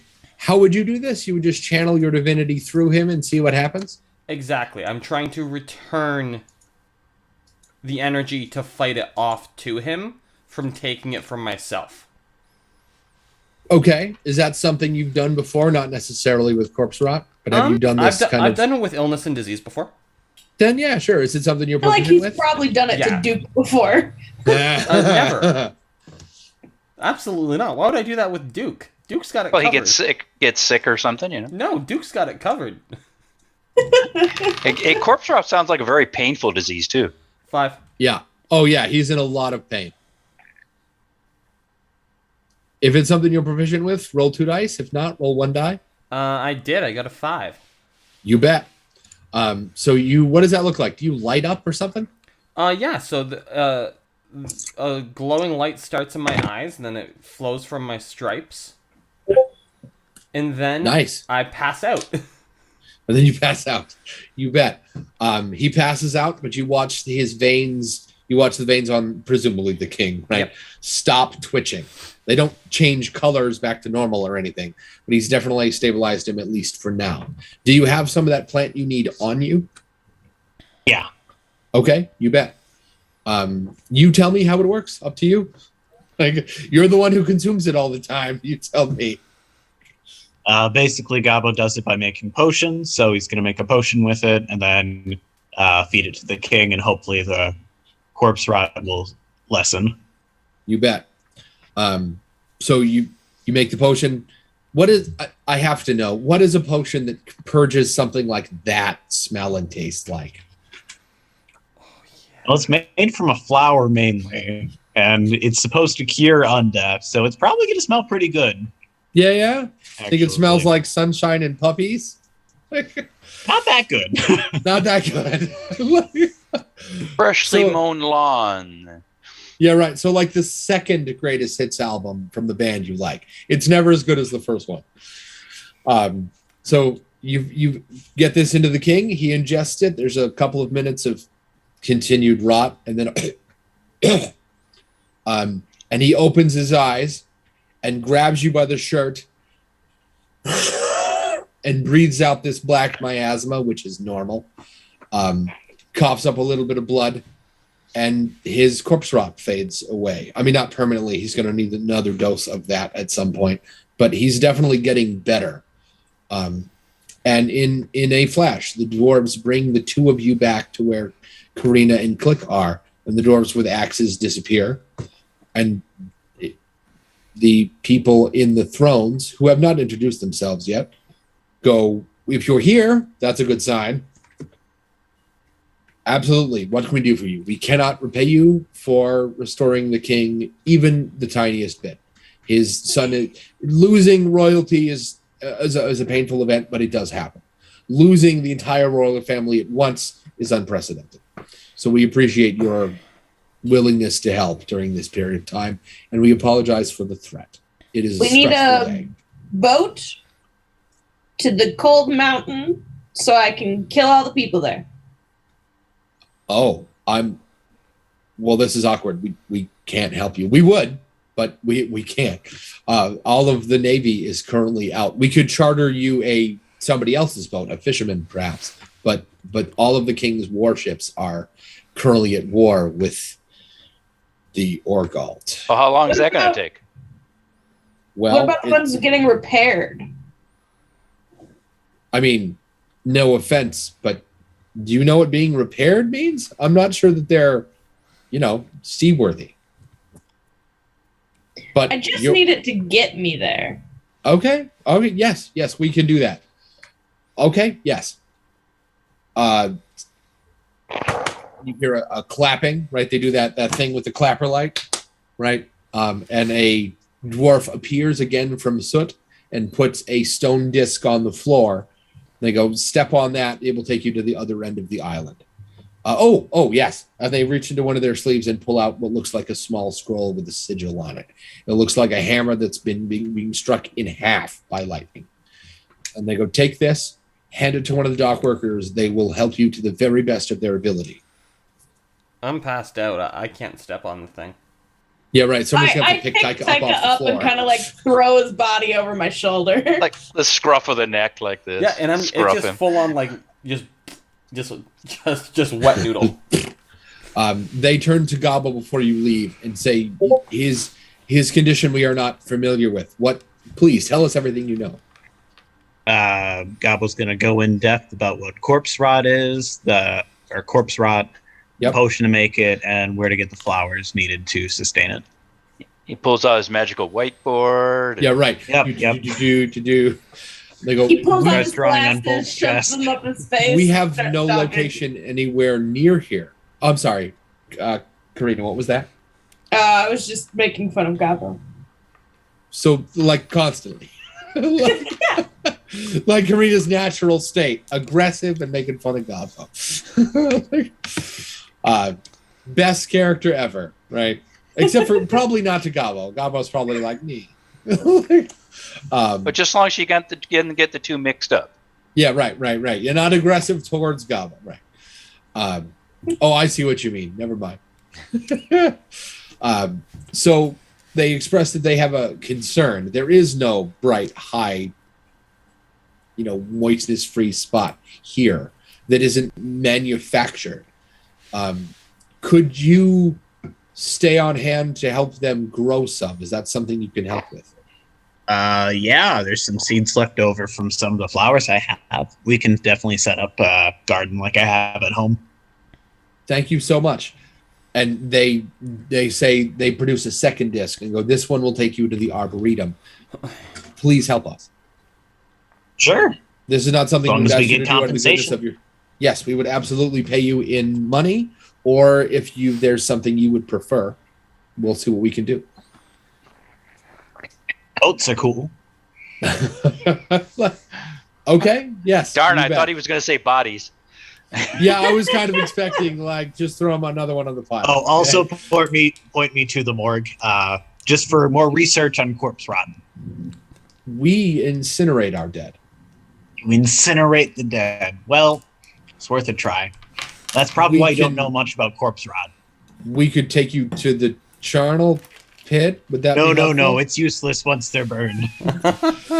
They look very confused by that. They're like, "What?" But then they don't say anything. There's no corpse to rot. You burned it. Well, we burn our dead as a sign of honor, but we keep our enemies dead as something to use to demoralize them on the battlefield. Which is to say, we do have a giant pit of our enemies dead. Close enough. Okay, yeah, just show me to that when we're all done with this. And I love how wonderfully creepy Gobbo is. You've got a giant pit full of just corpses. Fork it over. Karina leans over to Click and is like, Do you think this means we can get rid of him? No, but I thought he was going to make dehydrated undead. I mean, you know. Out of the ashes. What, like undead jerky? What? No, like you press the ashes into a pellet and you throw it in water and it creates a... Oh, yeah. Like Marvin the Martian and the Martian things in the gumball dispenser. Yeah. Grow your own zombie in the bathtub. Yeah. That's creepy as hell. You can carry a whole bucket of friends around then. Just pull them out when you need them. Right, because they never get as big as you want them to. Yeah. That's really funny. That's disgusting and really funny. So here's a question. Are you helping them with the Arboretum thing now or after you go to Yem and come back? Should probably set up the garden. That shouldn't take too much time. It Okay. takes time get the boat all put in order. Sounds good. So we're gonna split the party. Gobbo's gonna go deal with plants, and the rest of you are gonna go deal with the ship problem. Is that right? I'm going wherever Karina's going. Because you're unconscious and you have no say. Definitely going to be trying to convince everyone to leave without Gobbo the entire time he's not with the party. You're terrible. You bet. Gobbo, you step on your stone and whisk away, and you immediately peer inside of an arboretum, and it is very obvious that they have no idea how plants work. There are plants with like the roots exposed and the head in the dirt. No pot has enough dirt in it. There is no sunlight you're in what amounts to a metal encased greenhouse, which is to say the sun doesn't penetrate the dome. It's dark in here. They have lights, those little orb things with the creatures in it that glow. They have overgrown firefly bulbs, basically. But there's no like ambient sunlight in here. You're not even sure you could grow mushrooms in here, and mushrooms grow everywhere. They literally grow through a cardboard box. Moisten a cardboard box, throw mushroom spores on it, and put it somewhere dark, and you can probably get mushrooms out of that. They're really, really easy to grow. Some of them, anyway. So they are clearly inept at this. And the two dwarves that work the Arboretum meet you with open arms. Like, they are covered in dirt, and their fingernails are all, like, warped and crap. They don't look like they get out very often. And they go, "Oh, look, an apprentice. Fantastic. Here's what you need to know." And they start rattling off everything that sounds like a bad idea. No, I'm here to show you how to grow this plant to heal your king. You can heal somebody with a plant. That's funny. No, seriously. What do you use plants for? Curiosity, mostly. You don't even eat them. What? No. Who eat what? No. What do we look like? Orgald? We don't eat things from the dirt. No. What do you eat? Animals, mostly. Now, before you come at them with animals that eat plants, and those come from the... Say again? This entire village just eats animals. Not just animals. We also, when they reach into their pockets, come up with looks like a coin with a recess in it, only it's like it's this big. And they go, "We eat these. Vitamins are a thing. Iron, all the ones you need, right in here. We manufacture them here. They're a local import or export. Local delicacy." Right. We make them here. We ship them out all over the islands. Who eats plants? Why are you looking at me like I'm some kind of freak? And they hand you a broom, and they go on. That's not sustainable. You didn't see an animal anywhere on the trip through here. You're not. If they eat animals, you're not sure where they come from. Like, you didn't see a bird, nothing. The whole like area looks manufactured, right? There was no like grass. The dome is inside. Like, you can't see the sky outside through the dome. You're inside of a giant metal fishbowl with a giant metal city in it, right? There's very little ambient life that isn't the dwarves. They giggle at the idea that you're going to raise plants to eat. They sounded mildly offended at the thought. They hand you a broom.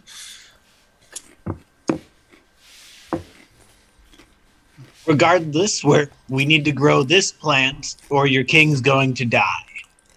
And you need to know how to grow it and make the potion I'm going to show you, or your king will die. Okay. If you're here, that means you must be here by royal decree. Okay. We think it's a waste of time, but, I mean, sometimes apprentices have a good idea. You bet. And they hand you a pot, and they hand you some dirt, and they go, Show us, oh mighty apprentice, how we're going to cure somebody with dirt. First, you plant the seeds and water them and make sure it has enough sunlight and heat. Is there a spot in here where there's like sun comes through, or how does this arboretum work? Wait, like sunlight, like from the big ball of fire? How do you grow your plants? Well, we kind of don't. And they bring you a pot, and there is what looks like a daffodil, except it's upside down. So the flower part is in the dirt and barely there for what it's worth. And the roots sort of pour out of the top and wilt and die. It's a dead upside down daffodil in not enough dirt. And they go like this. And they look very pleased with themselves. You are confident they think that's how it's supposed to be.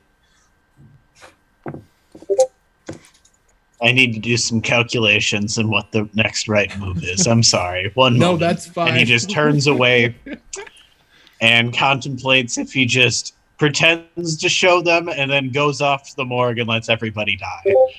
Because I don't really like these people, and they're really stupid. They're going to die regardless. I don't know if it's worth the effort of teaching them how to not kill everything. You bet. Like, I might as well just wait a week and come back and look over all the corpses. You bet. While you just decide on what the hell it is you're going to do, the rest of you step on your stone disc. Well, Taika gets, he doesn't really step so much as just go with everybody. And you are, right, and you appear on what looks like a shipyard with no ships in it that look directly seaworthy. Many of them have giant holes in them. They all look burnt, and there are dwarves fishing what looks like the head of like mace heads with the spikes, but as big as a small building out of some of those ships. They're busy extracting them and replacing the wood. When you get there, other dwarves stop you at the gate and they go, "Hey, whoa, royal repair yard. Who the hell are you?" Out the decree. Oh. My apologies. How can I help you? I would hate for the fix a ship so I can go to the cold mountain and kill people. Tell me what to do. I'll help. Okay, absolutely. And they hand you a mallet, and they go, if your goal is to go north, you'll need one of the insulation ships. The good news is we have 2 of those in the yard. The bad news is they're both in particularly bad shape. Feel free, but we aren't currently using them. We're not waging war with the people in the north, so the insulation ships are at the bottom of the list. So feel free to repair it yourself. Take it with you if you want. Honestly, we haven't had a problem with the people in the north for so long that if you don't return with the ship, it won't really be an issue. Great. Come on, click. I look at the little man, I go, "Why are you building them out of wood? Everything else is made out of metal." Because metal sinks. Only if you make a big lump of it. But, I mean, all of our metal things are big lumps. Oh. I thought you were a builder. Do you not know how to build things out of wood? Well, certainly, but I know things are built out of other things. Great. And then she hands him the mallet and she's like, "Let's get going." Great. That sounded like competency. Here. I find somebody who looks like he's issuing orders for supplies and things like that. You bet. You find a quartermaster. You bet. Yeah. I want some giant sheets of metal. Okay. Could you be a tiny bit more specific? Brass, steel, iron, adamant? Brass is fine. It's easy to work with. And because you look like you got a lot of it. And I point around. Yeah, right. With all 4 of my hands. Right. And he goes, "Well, how big? 10 feet, 20 feet? What?" 30 by 30, Absolutely. How big is a hole in that ship? Phil, bring the big ones. And you watch Phil and presumably Phil the dwarf and several other dwarves carry a stack of them with you. All right. There's got to be 1,000 pounds on that pile, and just 3 of the dwarves carry it to you like it's no big deal and plop it on the deck. All right. Let's start putting this over the holes. They look at each other. You mean us? Do you see somebody else here? And they point at you. Well, I'm supervising. I'm sorry, that was on me. I set the bar too low. That was on me. They go, oh, okay, yes. And they go to work and they patch the ship as best they can, but they don't look, I mean, you're not sure they understand how this works. Like, at one point, they take the hammer so the weighted bit's down here. As long as they get it attached, I'll make it watertight. Would, Taika, are you awake yet? I say I'm waking up, and I notice that they're holding the hammer the wrong way. Uh-huh. And it's just... Oh, the dwarves of old would be ashamed to see this. Would those of you who are awake and not in an, actually all of you, because the dwarves are in the arboretum too, would everybody make what amounts to a perception roll? Yep. With advantage if you have any previous experience with dwarves. I mean any past experience. They have to be living. I've met the entire original dwarven pantheon. Yeah, I would go with living, yeah. I got a 2 with advantage. I got a 6 anyways. I got Nice. a 5. You bet. So everybody who got at least a 3 is pretty confident that something has gone terribly wrong with the dwarves.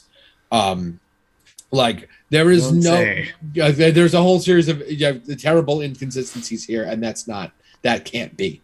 It's not that Loke is an illusion or something. It's a real place that's been established for a really long time. But something is definitely wrong with these people. I don't know any dwarves who could turn into smoke. I just assumed they were a subspecies already. Oh, yeah, Loke dwarves do that. They don't really have... They can smoke blip, basically. They can smoke walk, but not long distances, 30 feet, 50 feet tops. Yeah. So usually they travel by train. They have a big underground train system. Loke dwarves are a little bit reckless. Like, their trains tend to start coming apart as they drive them, because they're willing to trade a lot of extra speed for a little bit of unsafety. But they did that on purpose. That wasn't an accident.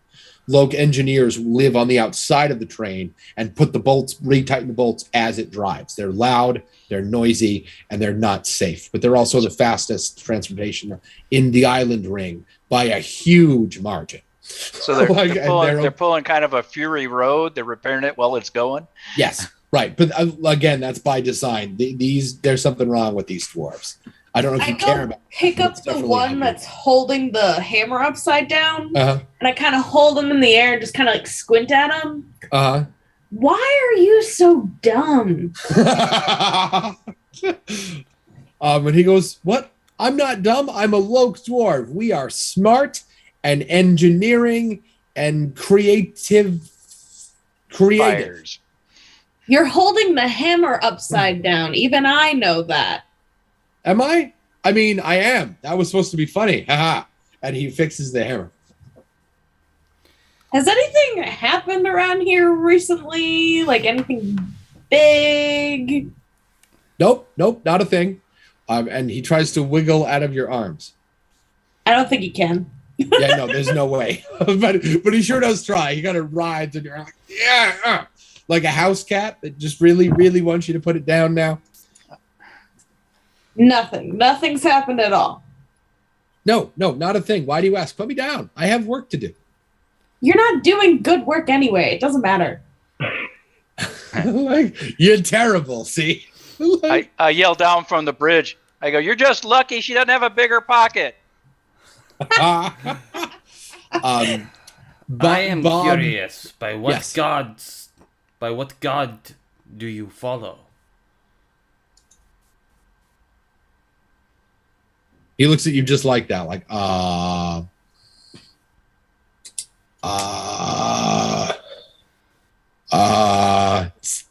he starts to just kind of buzz and click. He goes, ow, ow. And his head pops and cogs fall all over the ground. These are not dwarves of the Platinum Hammer, who is supposed to be the leader of all of dwarven kind. You're definitely holding a machine that is now broken. I'm gonna go pick up another one. Okay, and then what? See if it's real. Shake him till he comes apart. Yeah, like how do you figure that out? You put your fingers in his nose and see if you can feel some metal. I'm gonna do exactly what he said. I'm gonna shake it. I see. You shake him, right? He complains, but you definitely hear like there must be a cog loose or something because like you're shaking a piggy bank with one coin in it, right? You can definitely. He's definitely not real. Are any of you real, or are you all machines? They don't answer you beyond, of course we're real. What kind of silly question is that? As they've started to hit each other in the heads with the hammers. I think we have a bigger problem here. Do you can take the ship? Like yeah, that's what I'm. As long as I get that hole patched up, I'm all ready to go. I'm supervising them, so at least the 2 or 3 I'm supervising do their job right. Gobbo, have you figured out how you're going to respond to these dwarves that I guess Gobbo doesn't know are machines? Yeah, I think I'm just going to ditch them and give them some bad seeds and then fake teach them how to garden. I see, you bet. So you walk them through it. This is a painful experience. Even though you don't care how it comes out, it's still like talking to a rock. You get back on the only way out of here is the teleport stone, which dumps you back in the palace. You did great. Can I see where you keep the enemy's dead bodies? Yes, absolutely. You bet. And they pull out a second stone and they motion at it. They go, we'll take you to the enemy pit. The dead pit. Phenomenal. You bet. You appear in thin air. You are falling. You are falling at a pile of enemy dead. Well, presumably their enemy dead. Maybe not your enemy dead. Right. Is Bolt with me? Where is Bolt? Bolt is with you. Right. He refused to leave your side. The two of you That's what I thought. are free fall, maybe 40 feet onto the nearest corpse. They didn't lie to you per se. There was a whole bunch of dead people down there. Many of them would appear to be those fish creatures, those squid creatures you encountered before. There are some humans. You see a distinct presence of dwarves, though, many of which look like the dwarves you just saw. Loke dwarves are unique to other dwarves in that they have this kind of tinny look to their skin. They look a tiny bit robotic. All of the dwarves in here look like that. How do you want to not go when you hit the bodies at the bottom? The pit is wide enough that you can't reach the walls. It is, so I can't reach the walls either. Okay. I'm falling. Yep. I'm going to try and grab onto Bolt and use him as a pincushion. Because I can heal him. I can't heal me very well. You bet. He's smart enough to figure that one out, and he attempts to orient himself underneath you, and you land on him. And how much do you weigh? Oh, I'm like rail thin. We'll call it like 168. You bet. I love how that's rail thin. Well, if he's 6 foot, it would be. Yeah. True. Yeah. True. And you go, and you sink into his chest a little bit with your feet, and you leave an indent, but you definitely don't go through him. It goes, oh, pain. And a lightning bolt kicks out of his mouth. Yeah, right. He coughs up a little bit of a bolt, and he goes, and then it hits something. And he goes, hey, boss, what do I call you? Boss? Dad? Gobbo's fine. Dad. I think we're stuck in here. Yeah, I think so too. Probably investigate for an exit of sorts. And how are you going to do that? Swim down through the corpses? Yeah, pretty much. I mean, I'm basically home. You could just animate one and ask him. Yeah, right. Scrooge McDuck animate swims the through his entire money pit. bin. I want you Gobbo to animate swims the through a entire sea pit. of corpses. Gobbo does the thing Scrooge McDuck does when he comes up from air and spits out coins, exhibits eyeballs and little fingers and shit. Intestine. Oh, that's disgusting. That's gross. Karina, what do you think before I got back to Gobbo and his we took a teleport disc to the docks, right? Yes, you did. Will it take me back to the palace? Yes. I'm going to step on it. You bet. You appear back in the palace, and you see what look like little... You hear whispers, and you see what look like two little red imps. They're like this big, climbing down off the throne, griping about how it takes so long to get up there. We weren't expecting visitors. What the fuck? We really got to thicken that dome. Why didn't you lock the door? I did lock the door. Clearly you didn't. They definitely don't hear you. I'm going to attempt to grab both of them by their ears. You bet. Make a stealthy deck save, or do you not care if they hear you?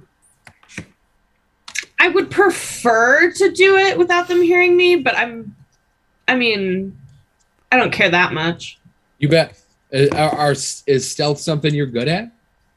Yes. You bet. 2 dice it is. That's a 6.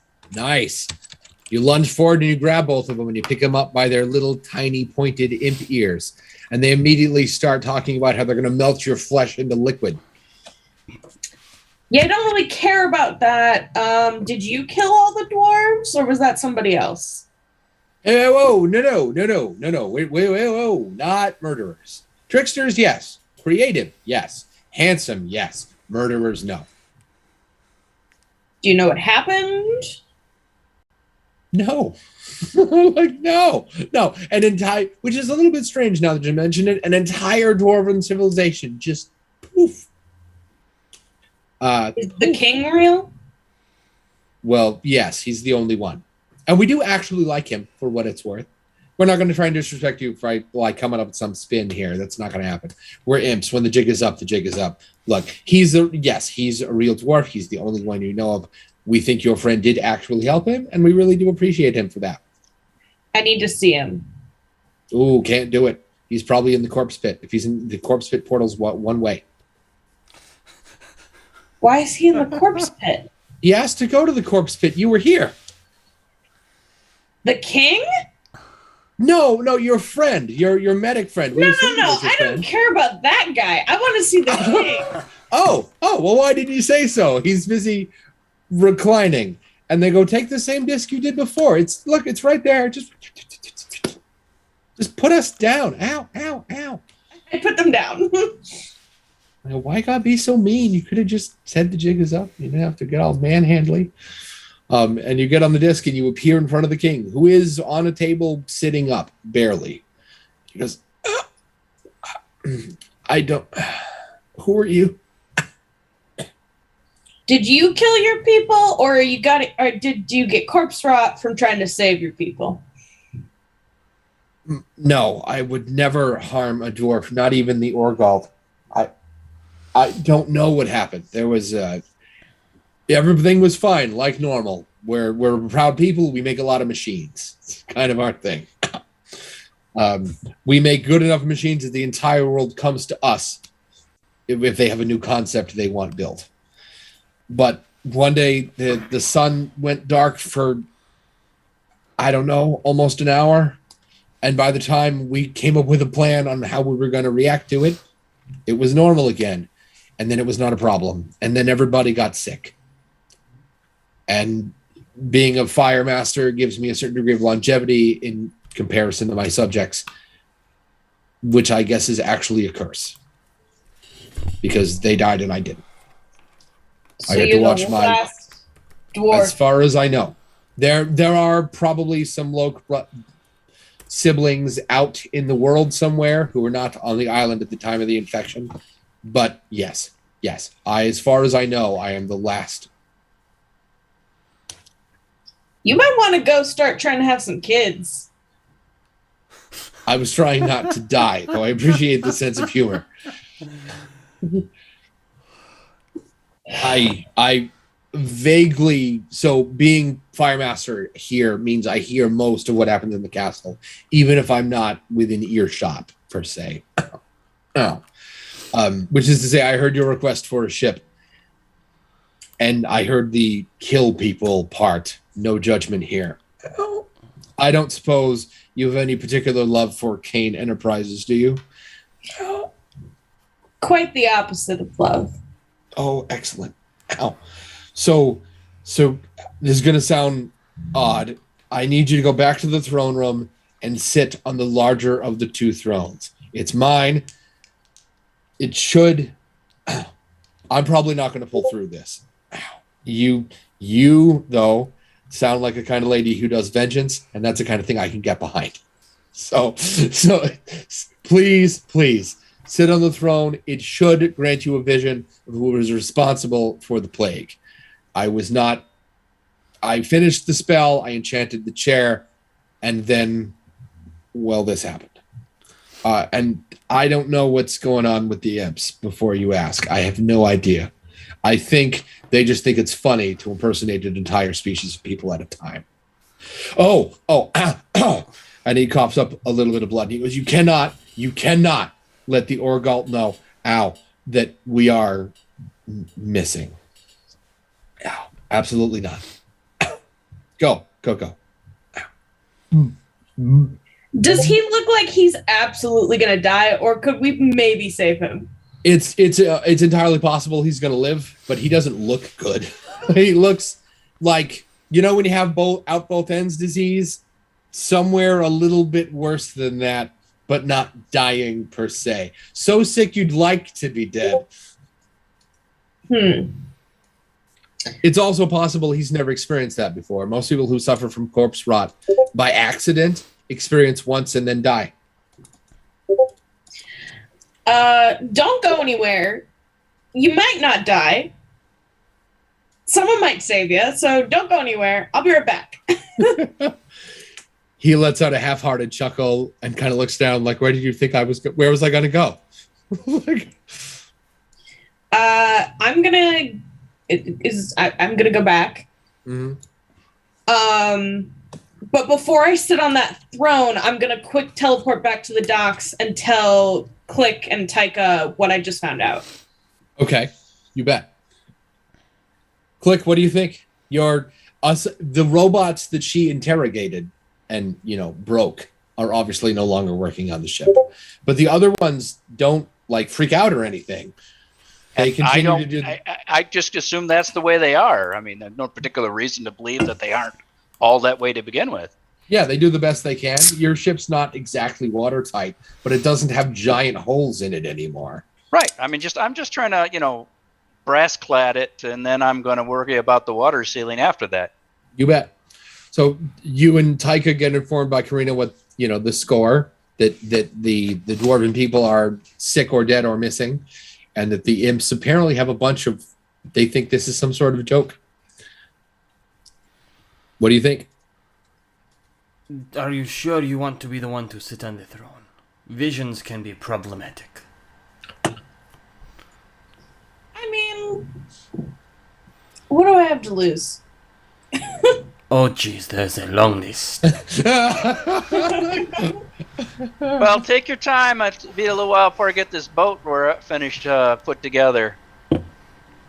There have been... I think you should see if you and Gobbo can save the king. Fantastic. Where is Gobbo?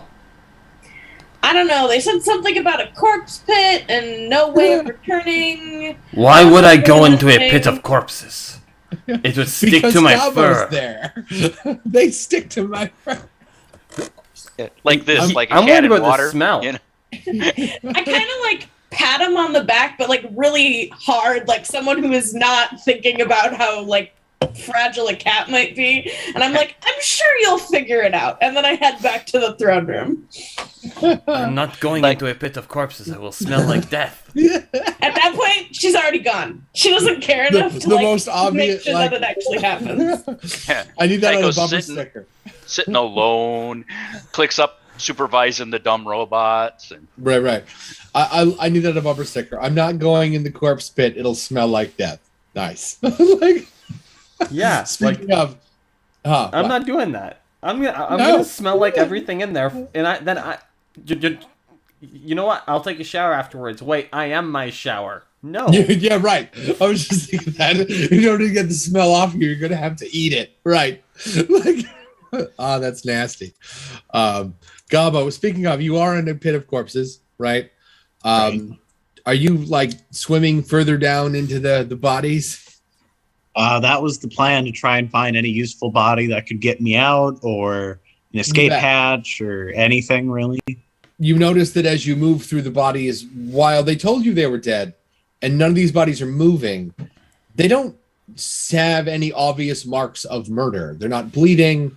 They're like, everybody's whole and everything, right? As you dig farther down, at one point you put your hand on a dwarf who puts their hand back on you, and they feebly go, "Help us." And I'll see you in a week. Hell yeah, that was a real good ending. His death sense was tingling. You're right. We have been One Bad Roll. This is Tuesday Lunch Break, where we're getting deeper into the problems of the world, it seems. Or not. You can totally be like, nope, screw that noise. We've got a ship. Yeah, but I can't. Not our circus, not our monkeys. No, like, again, Taika was the pet of a god of grace and love. I can gotta do it, huh? Are we sure about that? Shit pass, but yeah, right. Whose word do you have to go on that? The talking cat? I'm not. Hey, and Click's working on the job he said he was doing. Exactly. He's pretty focused. Click's nice and dependable. Yeah. We'll just be down a Click while we go and try and fix this entire city's problems, because yeah, Taika does have a heart, despite the fact that he's an asshole. And then we'll come back to a boat. Yeah, Taika comes across to me as sort of Antonio Banderas meets Beetlejuice, right? He's not necessarily a bad guy. He's a little flamboyant and maybe a little bit of a jerk. Like a swashbuckler with an attitude. Oh, he's a complete jerk. Complete jerk. All right. That being said, though, we're going to go. Sounds good. And, yeah. See everyone next week. Thanks for coming. Oh, yeah. See you then.